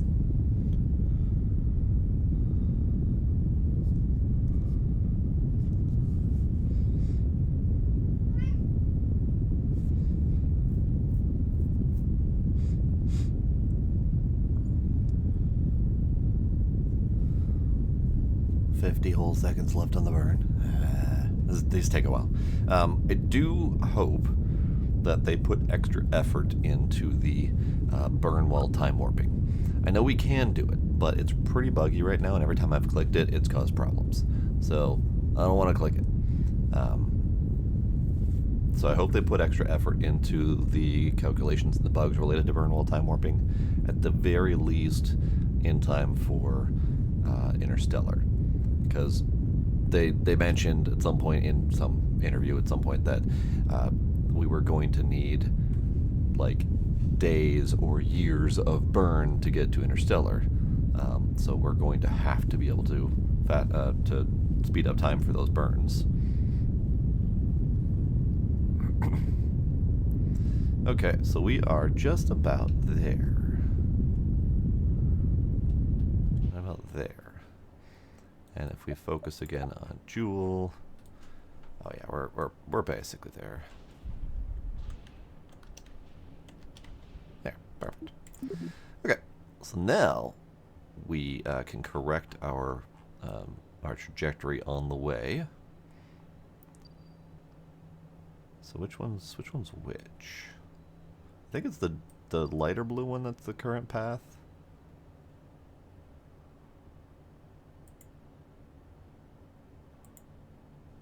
Yeah, so this is 151 days to warp to this point.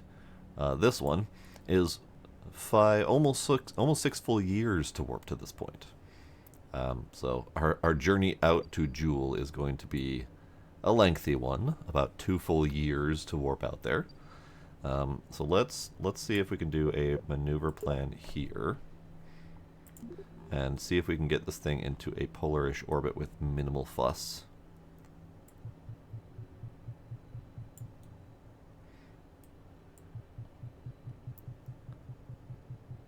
Looks like minimal fuss it is.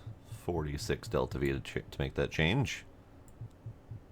And it's probably even easier to do it closer into Jool, but I think that will be fine. So that then leaves us 600,000 kilometers out from Jool. I think that's a perfectly fine communication range. There will be almost 0 time for eclipses to happen. It'll be behind Jool for like a couple seconds at most. And the moons won't even register as a blip. So I think that'll be fine. We just need to circularize once we're here. So let's do the warp to get to this node.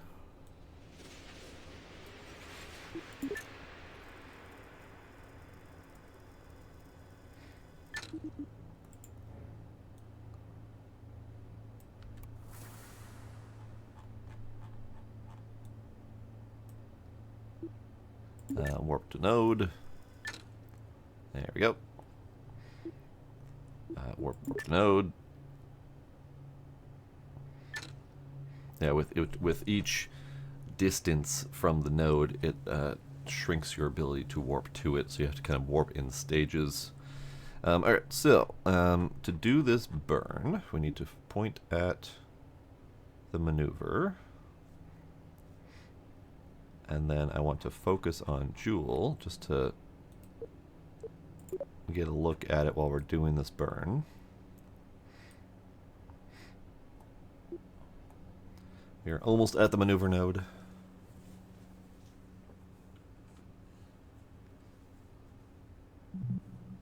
Which I think was actually just a straight prograde, but whatever. I'm going to hold off on the burn until we are actually at the maneuver node.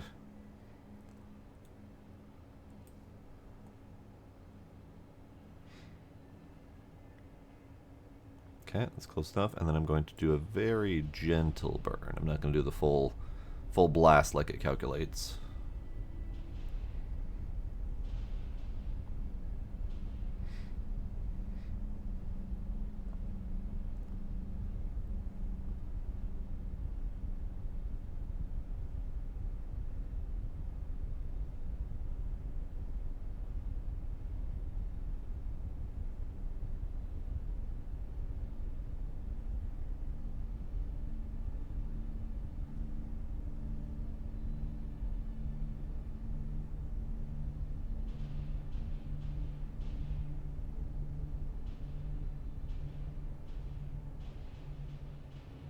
Okay, that is our polar orbit of Jool.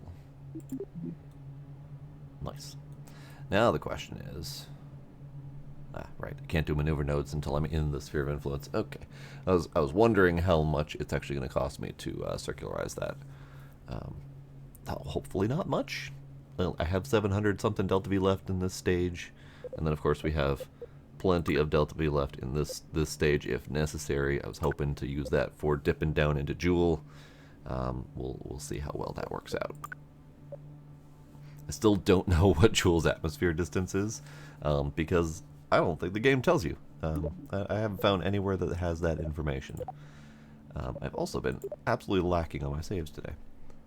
So let's save this as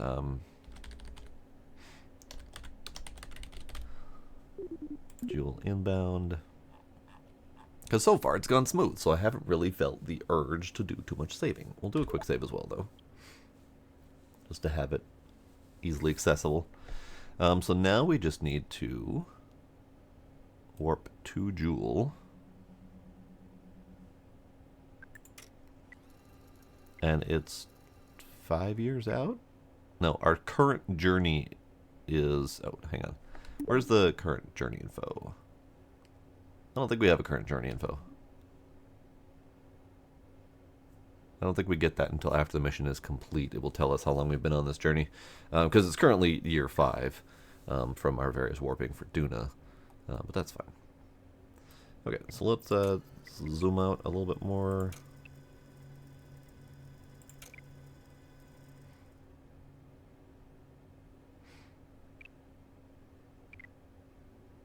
You're currently at 1,000,000 times speed.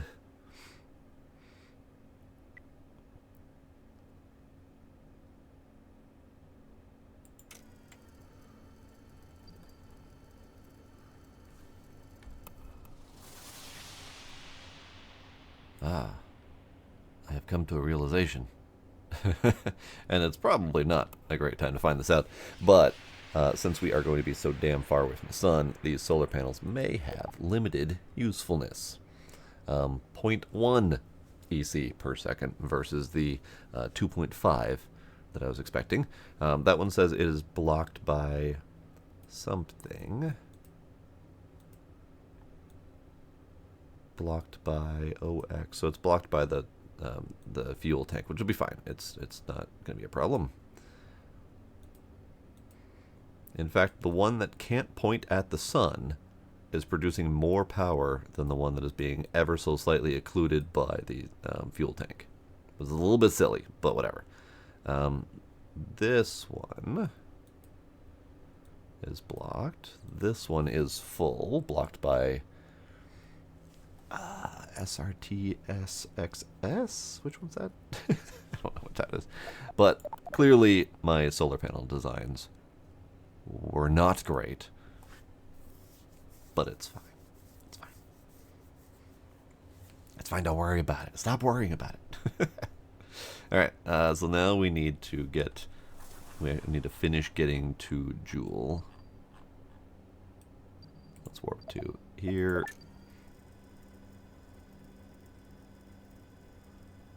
There's Jool. Yeah, love it.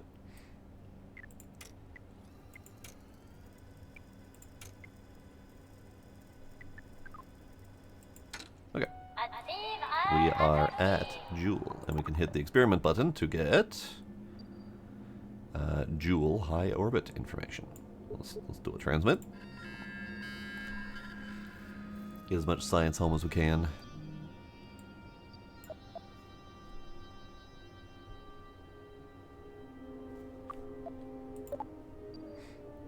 Now, how much is this going to cost to circularize?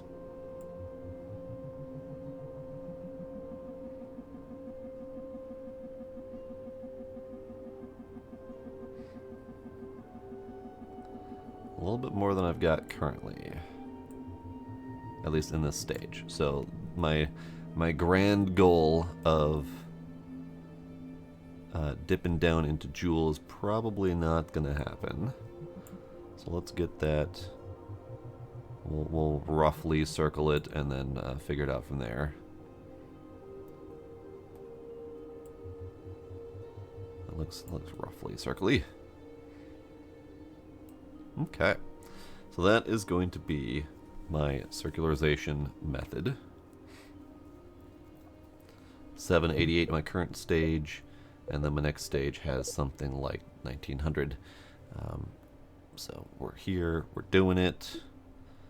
We're warping to point. We're going to start pointing retrograde now,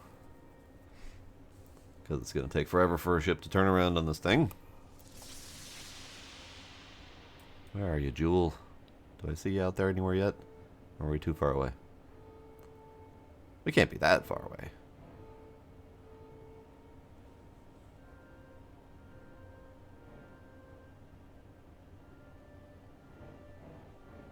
Maybe we can. Maybe I'm just terrible at navigating 3D space.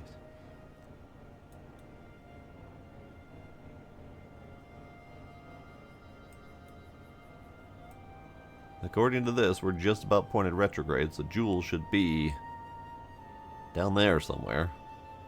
I'm not seeing it yet. I think we might be too far away.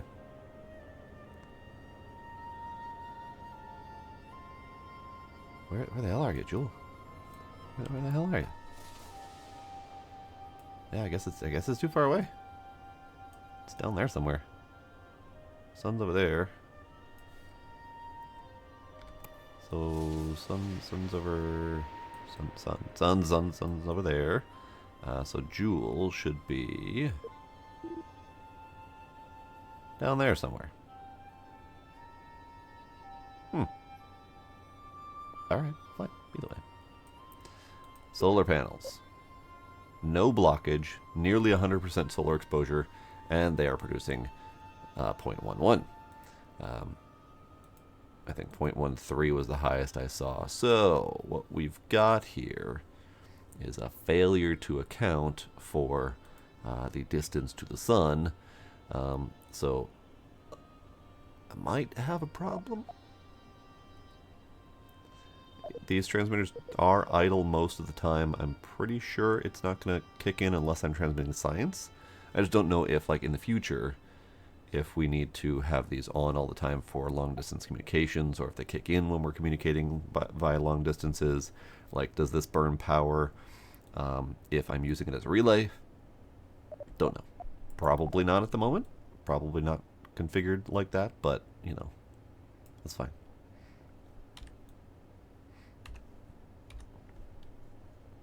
Okay, so now that we're pointed roughly retro, we need to fast forward to the maneuver node. Right, yeah,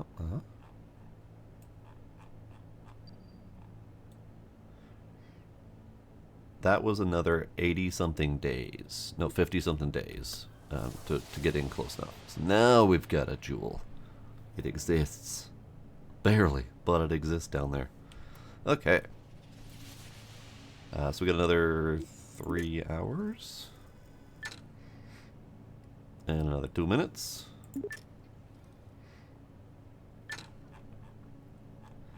And then another 30 seconds.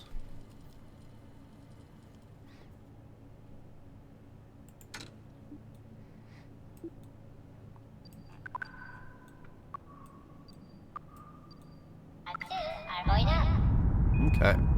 So now we burn. Burn to circle as best as we can.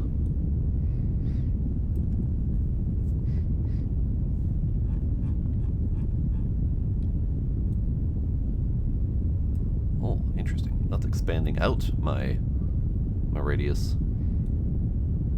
Yeah, and I know there's a whole bunch of gravity assist maneuvers that could be done theoretically, but I'm just awful at planning them. So I'll eventually get better at it. I'm working on it.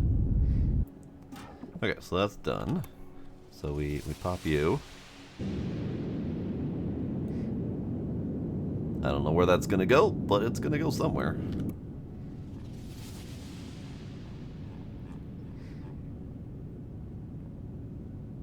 Maybe we'll follow its path at some point just to see where it ended up. Alright, 30 more seconds to burn.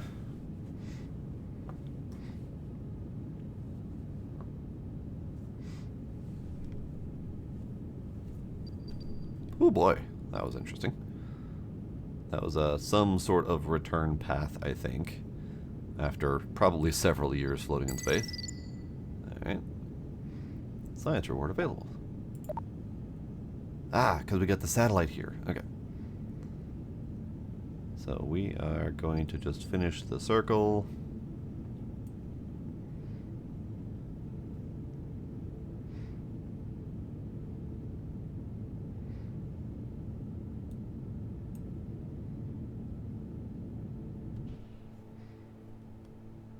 Okay.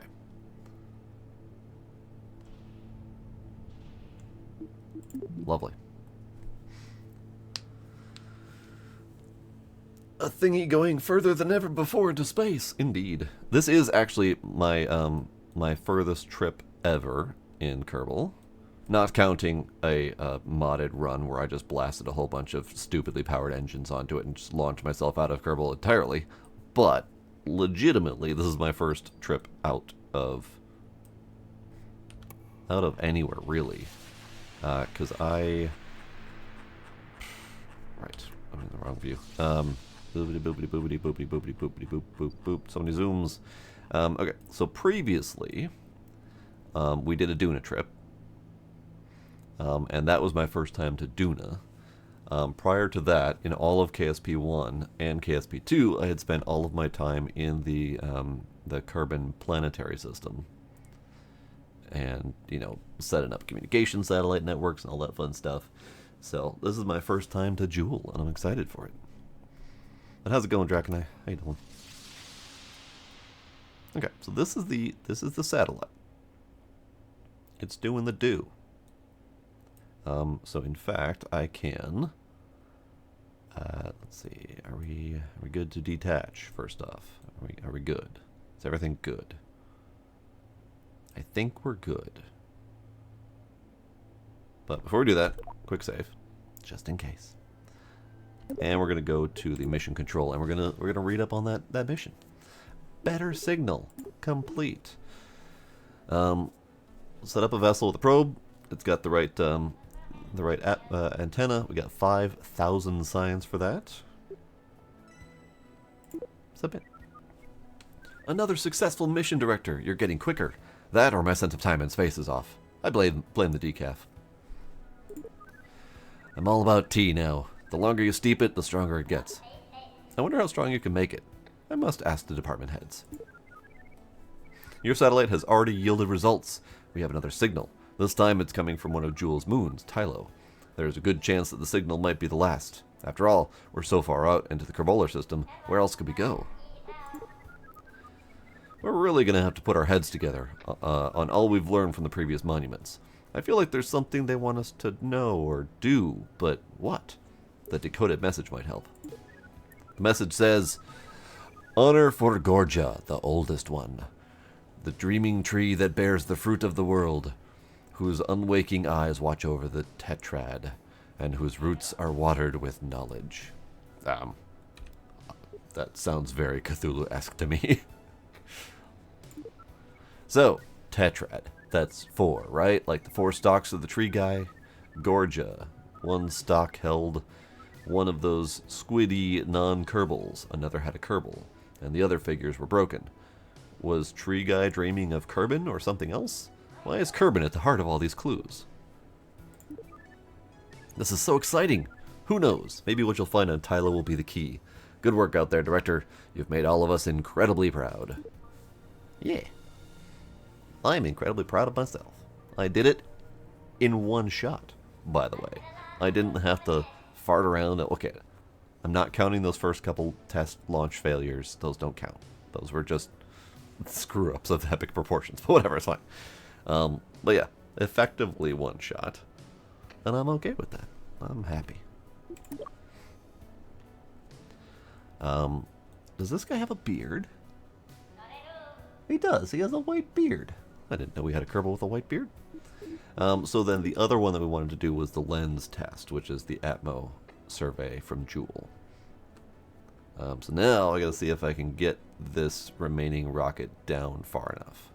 I don't know what Jool's atmosphere is. And I don't know where to find that information. Let's see if we can find it somewhere. Tracking. Jool. Jool.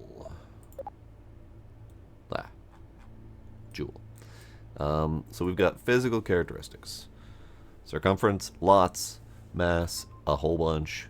Sphere of influence, 2400 megameters. I'm at 0.6 megameters, basically. Density, rotation velocity, atmosphere is 6.7 atmos. But no, we do not have any information on how far out the atmosphere goes. What's considered high orbit, what's considered low orbit. I don't know where that information is, so we're going to have to Google it.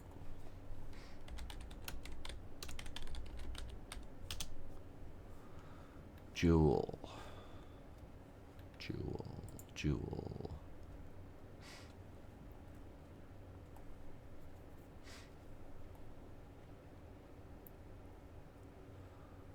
Jool, Jool, Jool. Radius, lots. Surface area mass. Sphere of influence density. Surface gravity. Solar day. Escape velocity.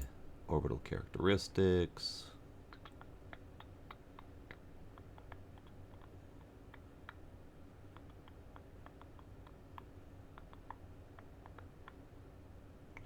Nope, that's orbital characteristics around the planet. Atmosphere is 6.7. Atmosphere height, here we go. Atmosphere height is 200,000 meters. Whereas Kerbal's is 70,000 meters. Okay, 200,000 meters, that's what we're looking for. So that's good information to have. So let's go back to my dude. Where's my dude? Okay, so this is my dude. This is my little dude. So we're gonna break it off here.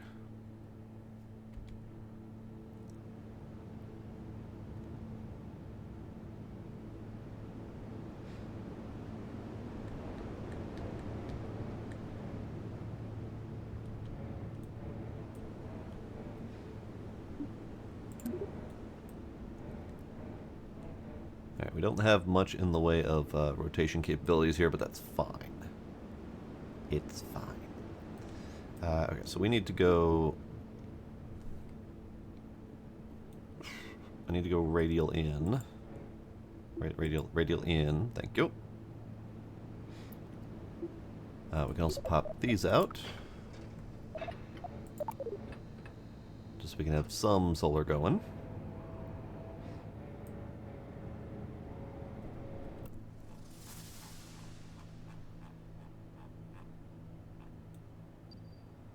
Oh, interesting. So that is the ComNet angle. Interesting. I was wondering how that was going to start playing out. Yeah, because so far we haven't had any ComNet lines to work with. It's been kind of guesswork. But it's fine. Okay, so we need to get out of here. That's good enough. Then we can retro. Now that this thing is all disconnected, we have 2600 delta V, so we should have enough to get down and dip in. Let's see. It's such a big frickin' orbit. I'm having a hard time seeing stuff. Okay. Create a maneuver plan. And we need to drop down.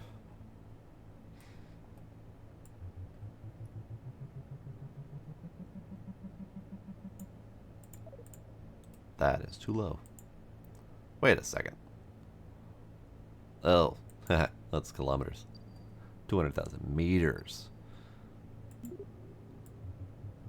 And dip in a lot more than that.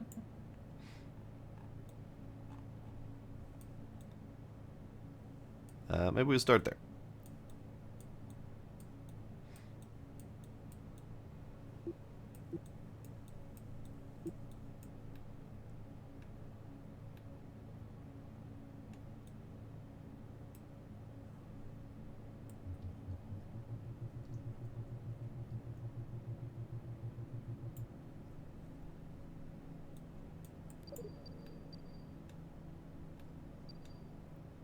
That is a hell of a down.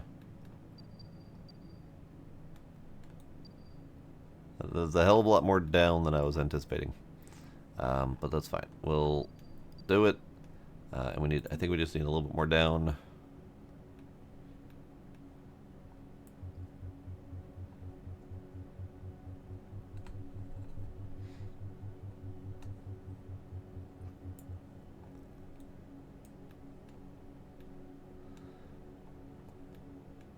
So the dip into the atmosphere should be at 200,000. The only thing I don't know is how far in we have to go to do the atmospheric reading and how long that's going to take. So I think I probably should just start with dipping my toes in just barely and see what that's like. Is that close enough? I think that'll be close enough. I don't have any heat shielding on this, so I hope it doesn't absolutely murder me. let's quick save before we do that burn. Alright. Quick save. And then we warp to burn point.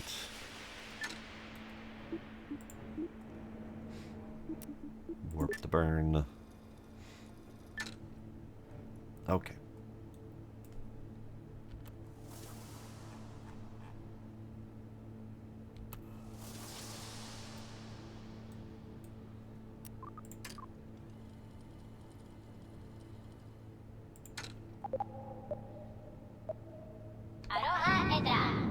Alright, here we go. We're gonna go dip our toes into Jool.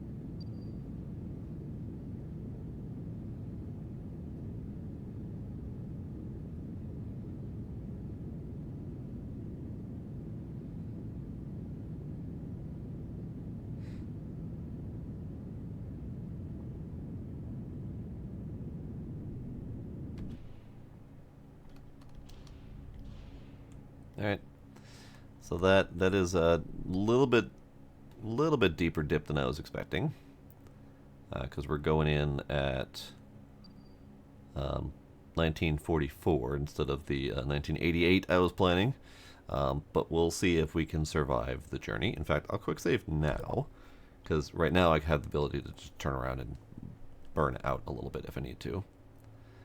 So let's do that. I think this little satellite dude, I think this is probably going to end up being a permanent orbital structure around Jool.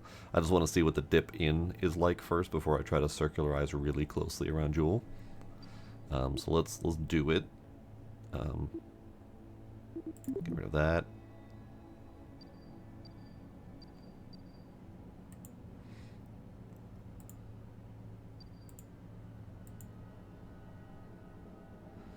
Alright, let's warp to here.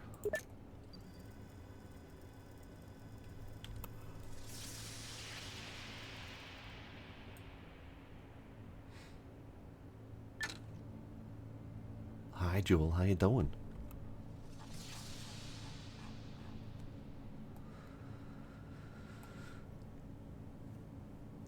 That's true. I could just leave it as highly eccentric. Pull it in just a little bit so it doesn't ever bonk into the other thing. Because the other one that I've got is very highly, a very high circular orbit at about 600,000 kilometers. But yeah, you're right. Having an eccentric orbit like that also would not be a bad problem. So I could just pull it in a couple meters or so they don't ever bonk into each other, and then it'll be fine.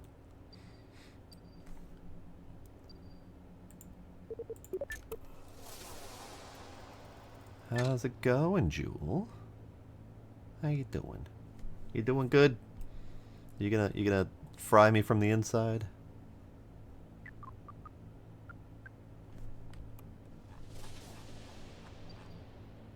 let's warp to here.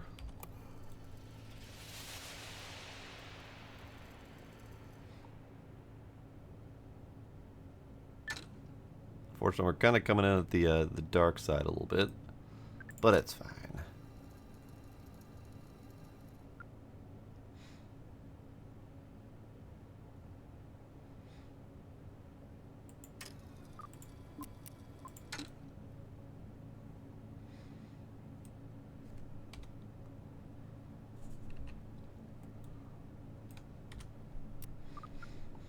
Alright, where are we at currently? We are currently at 3,200 kilometers above ground. I don't think that's really a valid measurement at this point.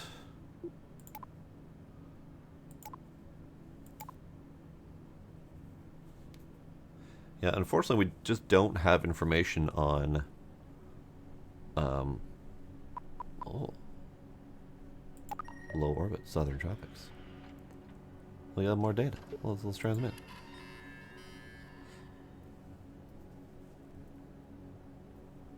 Lovely. Southern tropics, you say? I just thought about that. Southern tropic. I'm assuming tropic would be more of like a measurement line rather than the actual tropics biome kind of deal. But that's fine.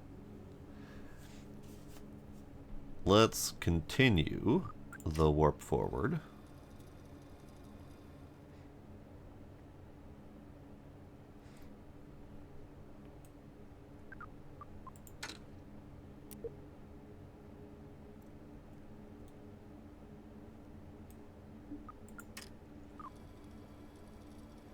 All right, are we gonna dip? I don't know what the dip number is.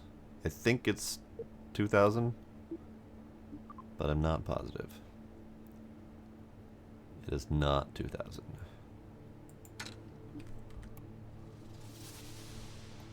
So I do believe I did not dip low enough. I think this needed to be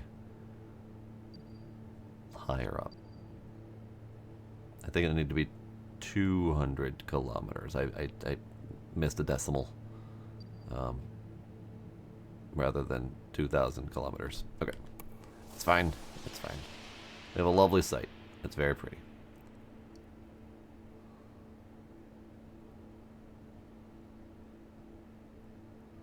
There's a moon. There's a moon. There's a moon. That I was only able to identify 3 moons. They might be tucked away somewhere. Where are you guys at? Moon, moon, moon, moon, moon, moon, moon, moon, moon, moon, moon, moon, moon, moon. There's 3 moons visible here. Ah, and the other ones are smaller and further out, which is probably why I can't see them. So the other one should be like out there somewhere, sunward, give or take. Should be right around here-ish. I'm not able to spot it. There's probably some sort of render distance. No, there hasn't really been a render distance. I don't know. I mean, maybe just one of these dots rendered. But also, since the sun is here, probably getting the dark side of it anyway. So the other one would be out here. Might be that. That looks almost sort of more than just a pixel. It's really hard to tell. Real hard to tell. Alright. So, let us fast forward some more.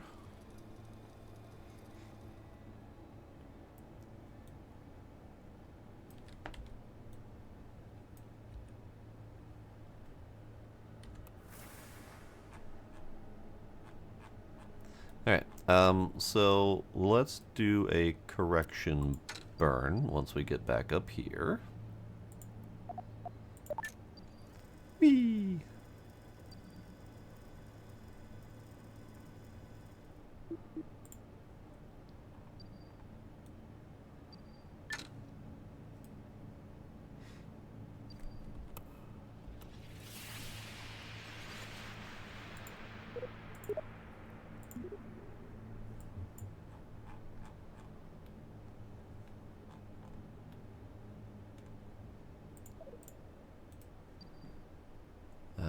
see, is that my current periapsis or is that my maneuver node periapsis?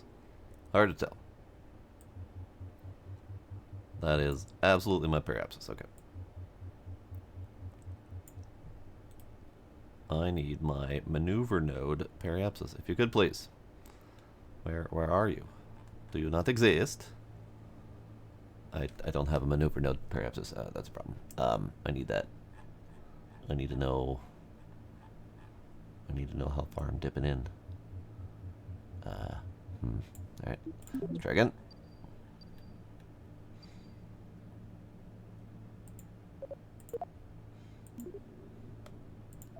There we go. Nope. That is not it. Why are you being game? I just need a maneuver node to tell me how far. Okay, fine. I'll do it without a freaking maneuver node. It's fine. I just need to warp to here-ish. Make sure that we're pointed retrograde. And then I need to burn.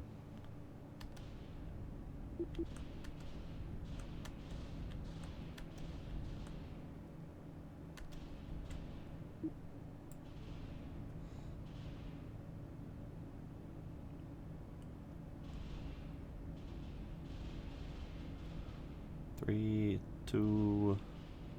Okay, so 217, 205. Alright, we're going to do the gentlest of dips in, which is still 2,000 meters into the atmosphere. And that still might be disastrous. So, quick save again, just in case. And then we're going to go down there, and we're going to see what it's like. Whee!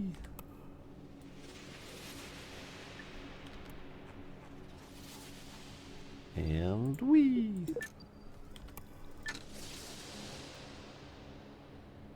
Okay, so let's go down and see what happens.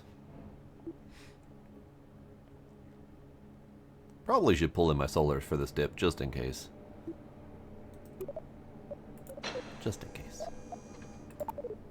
Because I trust Jool's atmosphere about as far as I can dip my toes into it. Alright, fast forward.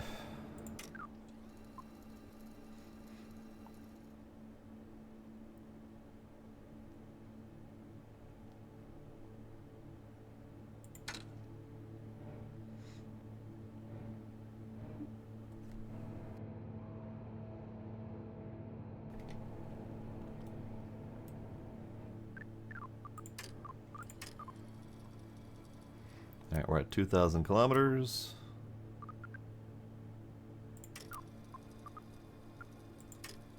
$1,500 kilometers. Let's make sure we're pointed retro directly.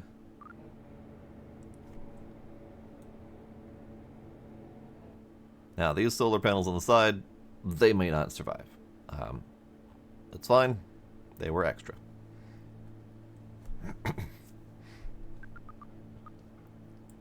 Alright, 1,100. 1,000.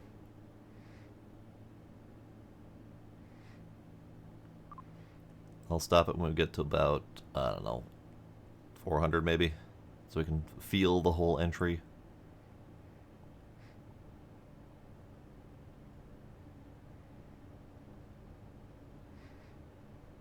Alright, we're stopping at 500.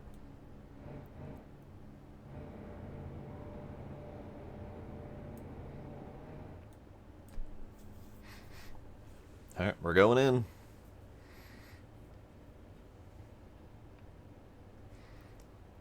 Maybe another quick save just in case.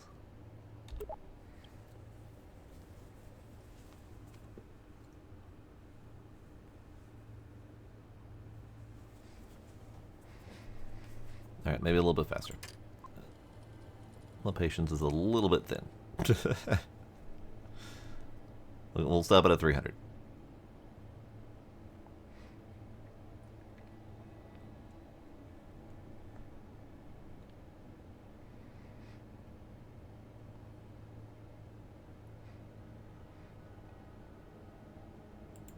Alright, there's the 300.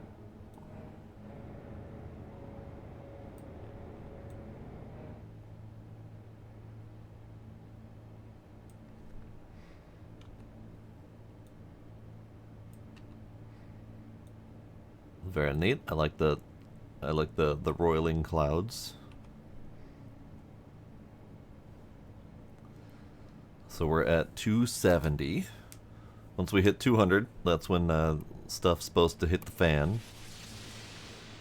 So we will see how much fan gets hit by my stuff. Because I am clearly the stuff in this situation. I am very much the stuff hitting the fan. And we will see how much I get blasted into pieces and spread across the Kerbaler system. Alright. We are at 240-ish. Going down. And if this goes well, if this thing survives, maybe we'll dip a little bit deeper. Because also I don't know how much time I'm going to have to do the atmospheric science. So we're going to have to push the button pretty much as soon as we hit 200, as soon as it's available, and then hope for the best. If it doesn't survive, despite only being a couple kilometers into the atmosphere, then we're going to have to come up with something else.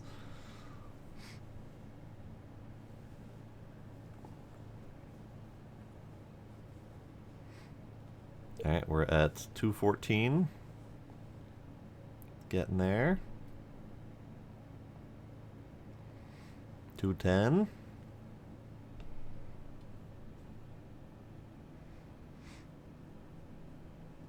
And of course we're slowing down. It feels like it's slowing down. We're not actually slowing down. We're definitely at basically our fastest right now, but still, it feels like we're slowing down. Oh, that's the planet circling below us. Oh god. No, it's like my entire camera is orbiting. Alright, 200. We're just about 200. Why is my camera orbiting? What the hell? Camera, why you do? Okay, science.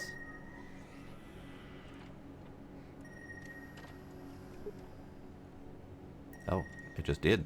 Okay. Transmit. While you still can.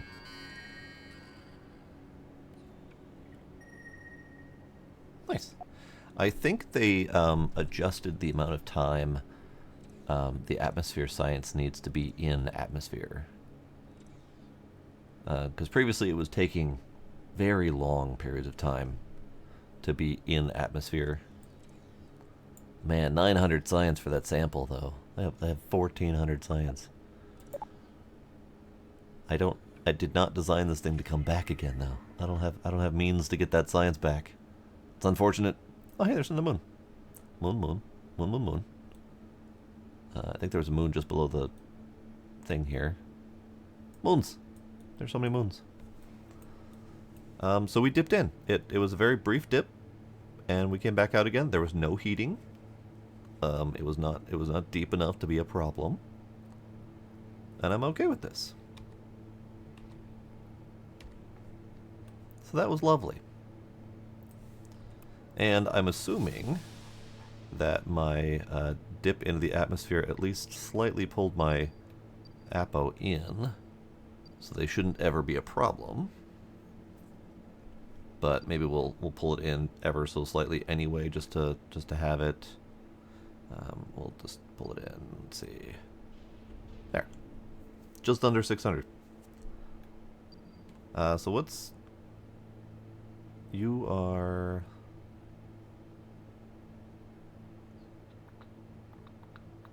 That's fine. So we need to come back up to here and burn ever so slightly out of atmosphere again.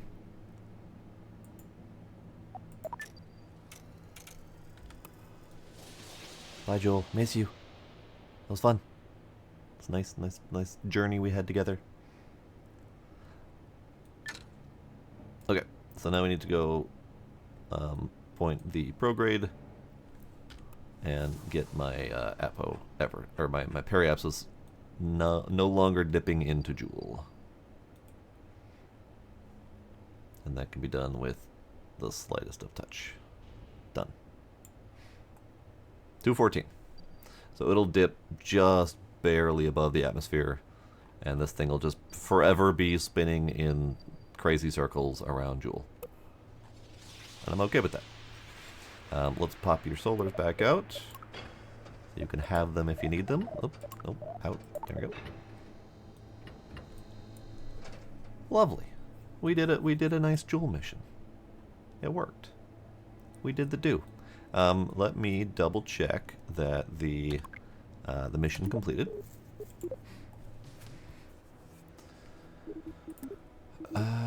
Transmit or return an atmosphere survey from Jool. Did we not do that? Did we not do that? But we did do that. We did it.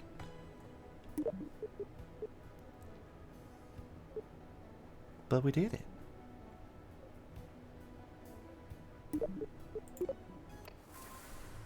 Did that not count? Do I need to go deeper?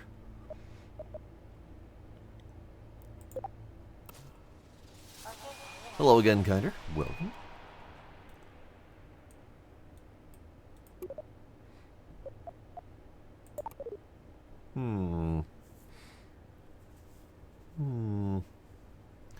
But we did it. So we did do the environment data Jool atmosphere completed and transmitted. That did happen. The only thing I didn't do was the environment samples, but it did say return or transmit, so that's data. And it didn't work? Question mark?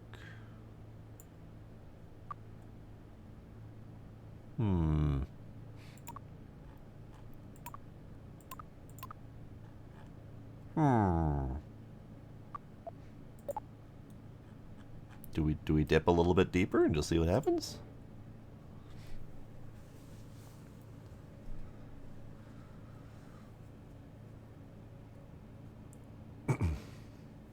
But we need to go up and down, so it's kind of sort of the same game. Up, down, and all around. Alright, let's dip ever so slightly deeper into Jool atmosphere and see if we can get anything out of it. So how about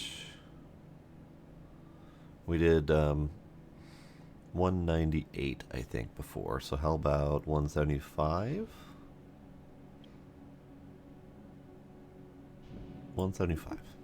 Okay. Let's just see how this goes.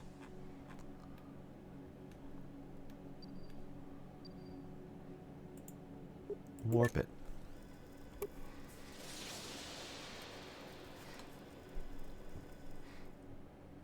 Bring it in, you big green gas ball. Time for another hug.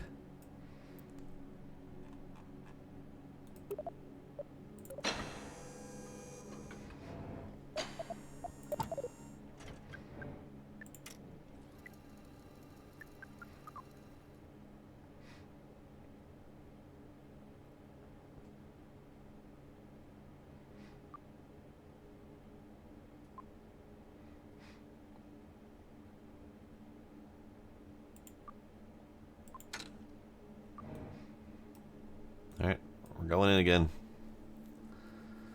I did do it. Like, I know that. It did happen. But maybe it needs deeper? Maybe it needs... I mean, it might need low atmo, which would be unfortunate, because I seriously doubt this thing would survive that.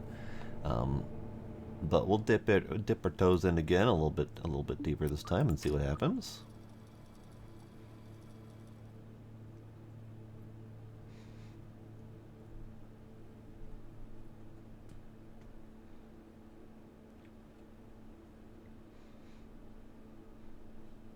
Alright, here we are. 200. Going in. More science.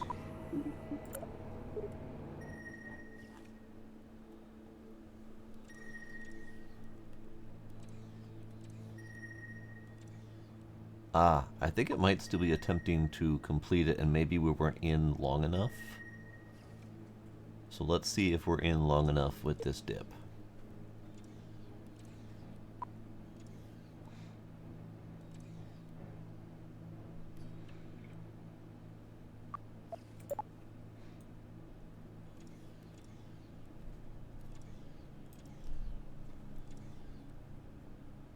It's a shame. My orbit is set up in such a way that I'm always riding the Terminator line, so I can't ever really get a good screenshot of my ship in light as well as the planet. Also, why does it always rotate like this?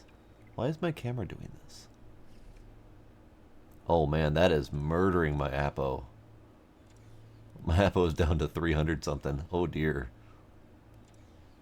Oh dear. Alright, it's fine. Experiment in progress. What's happening? Oh, is that gonna bring... Oh no. Uh-oh. No, it's fine. It's fine. It's fine. Probably, maybe. Probably, maybe.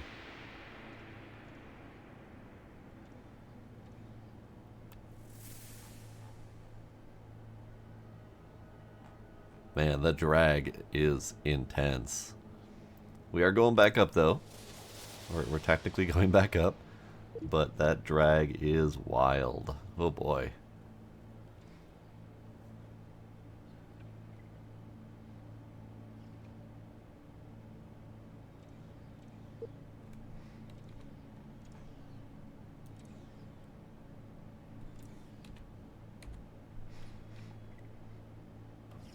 Okay, experiment finished. Holy Jeebus. That is 5,000 science for atmospheric samples, and another 2,000 for atmospheric data. Oh, good lord. Okay, so yes, we clearly did not complete that last time. So we did need a deeper dip. Probably didn't need that deep of a dip, but it's fine.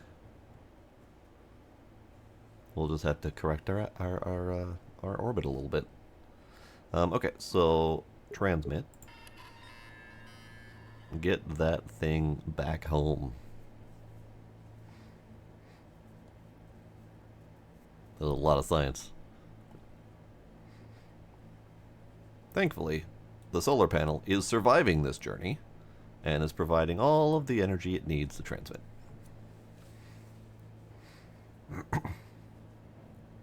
Six more seconds to transmit.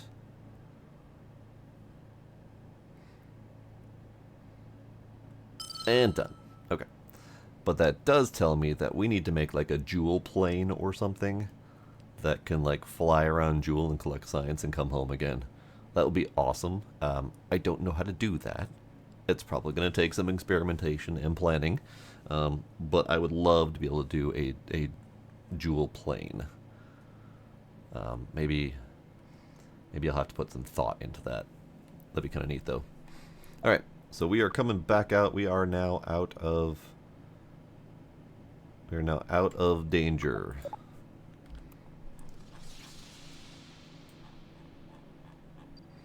So I'm going to I'm going to turn prograde and just push that out again.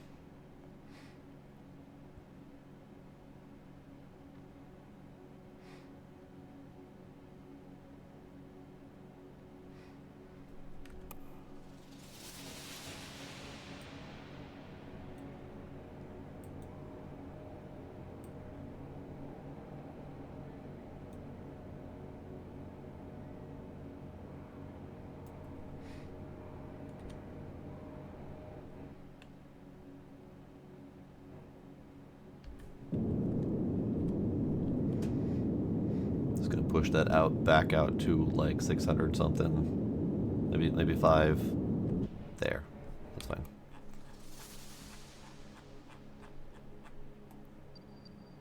All right, now I gotta make sure that is not going to dip back in again.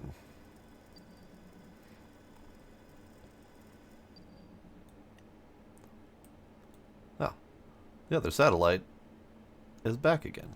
Hello, welcome back. Why are there two different elements? What are you? That might be the separator ring thing.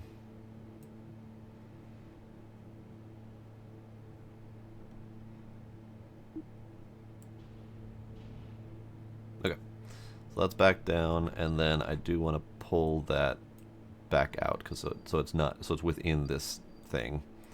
So we just need to go back down here. I don't want them bonking into each other.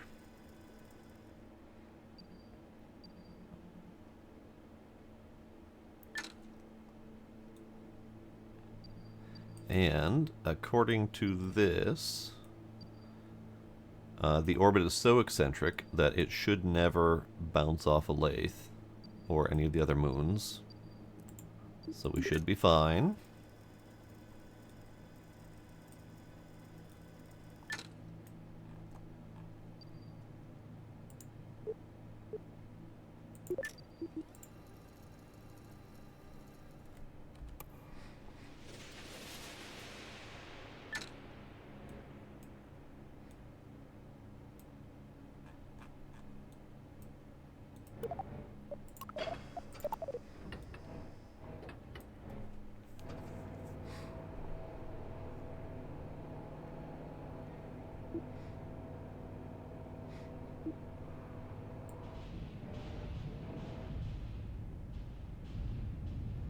Let's do 575-ish. Okay. So now we have a supposedly stable orbit. Quite a bit of fuel left if we need to do more dips. But otherwise, this is just going to be a little bit of a polarized, eccentric mini ComSat kind of deal. Kind of unintentional, but, you know, it served its purpose of dipping in and completing that science mission. So, another screenshot just for funsies. And then quick save. And then we go do the mission control and make sure that mission gets completed. Lens test. Done. Nice. This atmosphere survey looks great, and Joel Kerman's smudgeless lenses are still crystal clear. I sound like an ad, but I never really appreciated the clarity of those lenses. I asked Joel if he'd consider branching out into eyeglasses. He said he already tried, but he found the market for glasses with 10 kilogram spherically ground lenses was too small. Got it. Alright, thanks, science. Nice. Ooh, new missions. Let's read these. Second Dibs Gold Edition. Director, great news! Our Maxo Mun toy is flying off the shelves. Francois is sitting at my desk this morning with 4 members of their entourage. They were using that 4th member as an ottoman. They'd been roughing it in my office for 20 minutes, which was like 2 hours in the woods. They handed me these blueprints and left. What happened to security? Well, I figured that out. Here's the mock-up. It looks like Maxo Construction Toys is interested in a Pole Edition flag-planting action figure in child-safe gold. Plant a flag on Pole. I don't know where Pole is. I don't know if I've heard of Pole. I'm assuming it's a moon of something. But yeah. And then it came from Lathe. Probodobodine, Inc., president and cryptozoologist, contacted us when they heard that we encountered Lathe. They showed us clearly doctored aerial photos of the remains of some kind of monster. We do have a set of coordinates to investigate. I love factual evidence, so I suppose it's worth a look. If you find a creature, bring back samples. Carefully. Alright. So we have a lathe option. We have a lathe option. We have Pole, wherever that is. We have Ike near Aduna. A Duna big drop mission. We still have the Minmus big drop mission. Maybe I'll try to design that at some point. Doesn't need to be remarkable, but it does need to make it there in one piece. But yeah. Let's see if we can do that wheeling and dealing just to get it done. And then we'll look at the Tylo Monument thing later when I'm ready to tackle that one. We know what it is. We know where it is. I saw the dot circling the the Tylo moon around Jool when I was orbiting it. It's fine. We know where it is. So launch a vessel with at least 4 wheels, and I do believe we have wheels that work now. Maybe. Do we? We have 13,000 science. Hey, that's a thing. Deep space methalox, heavy nuclear propulsion, whole bunch of options. But that does mean that we can probably afford to just get the rover wheels and be done with that. So yeah, let's get the rover wheels and be done with that. We'll just build that little rover quick, just to have it. And let's see, anything else I want?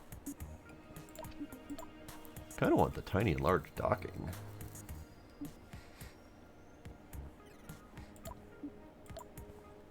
Tiny and large docking, and then there's large coupling and specialized docking. I don't think we have anything else for docking, do we? I think medium dock is the biggest it goes. I don't know if we have any large docks, which is fine. I just wanted the medium docks to design a bigger space station and a multi-part space station. But also having the small clampatron was also helpful for designing those kind of things.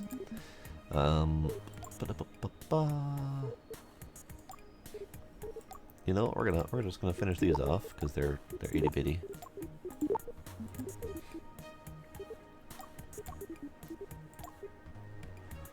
Bigger landy bits.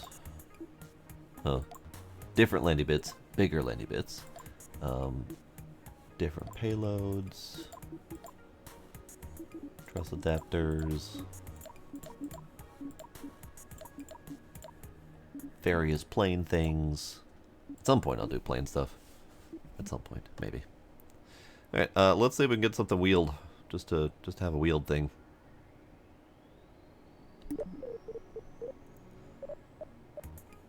So let's do a save.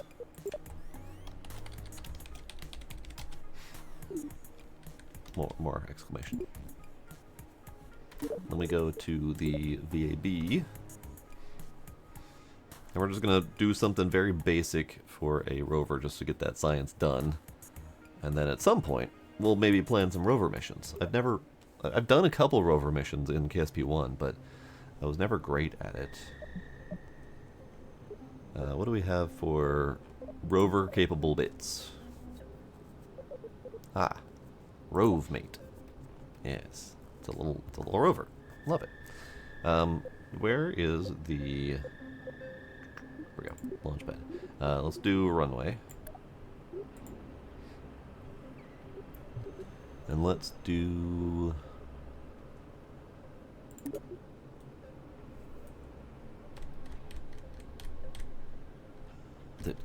Give it a bit.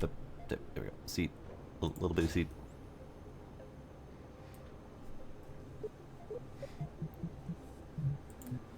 Wheels. That's not how wheels work. Wheels. Wheels. Oh, big wheels. Let's do little bitty wheels.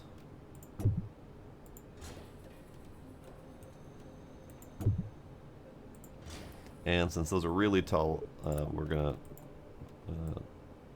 up them a little bit.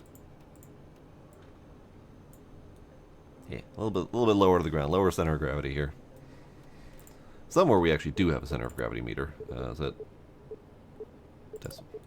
Okay, that's helpful. Yep, that's very helpful. It's the entire rover is the center of mass. All right, fair enough. And then let's do a little science module on it. Just a little atmospheric science module, so we can run around KSC getting atmo science. And then let's give it a little bit of an antenna. Yeah. And we'll give it tiny battery sticking on the back. And we'll give it a little bitty solar panel. Oh, that's big. A little bitty solar panel. We'll put a couple of them on the sides.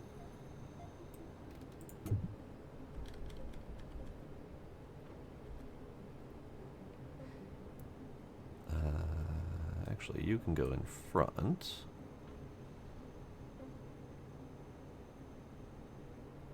That really doesn't like to go straight, does it? Yeah, it's fine. Okay. And then... Oh, lordy. Regular old solar panel. There we go. And then let's give it a little bit of a little flare. What do we want for a flare? That's a big flare. That's a real big flare. Yeah, a little flare. Just a little flare. Just for funsies.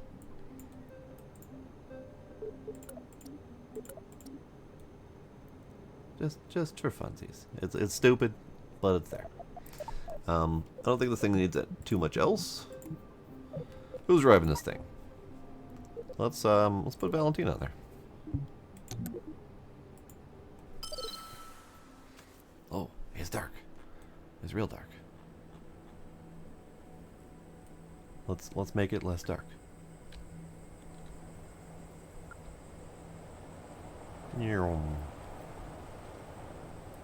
Look at her go.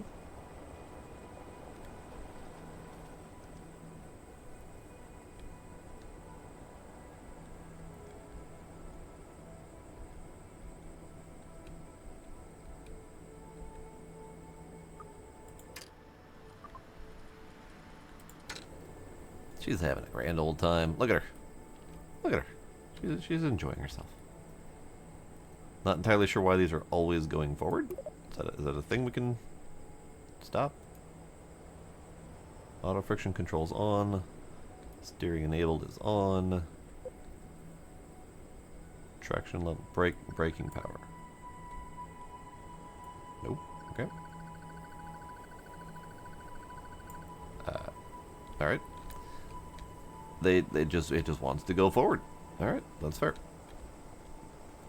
Yeah, we got a lovely little rover. Science. Can you do science? No, you cannot do science. I must have already done the Atmos science around the KSC, but it's fine. It's fine.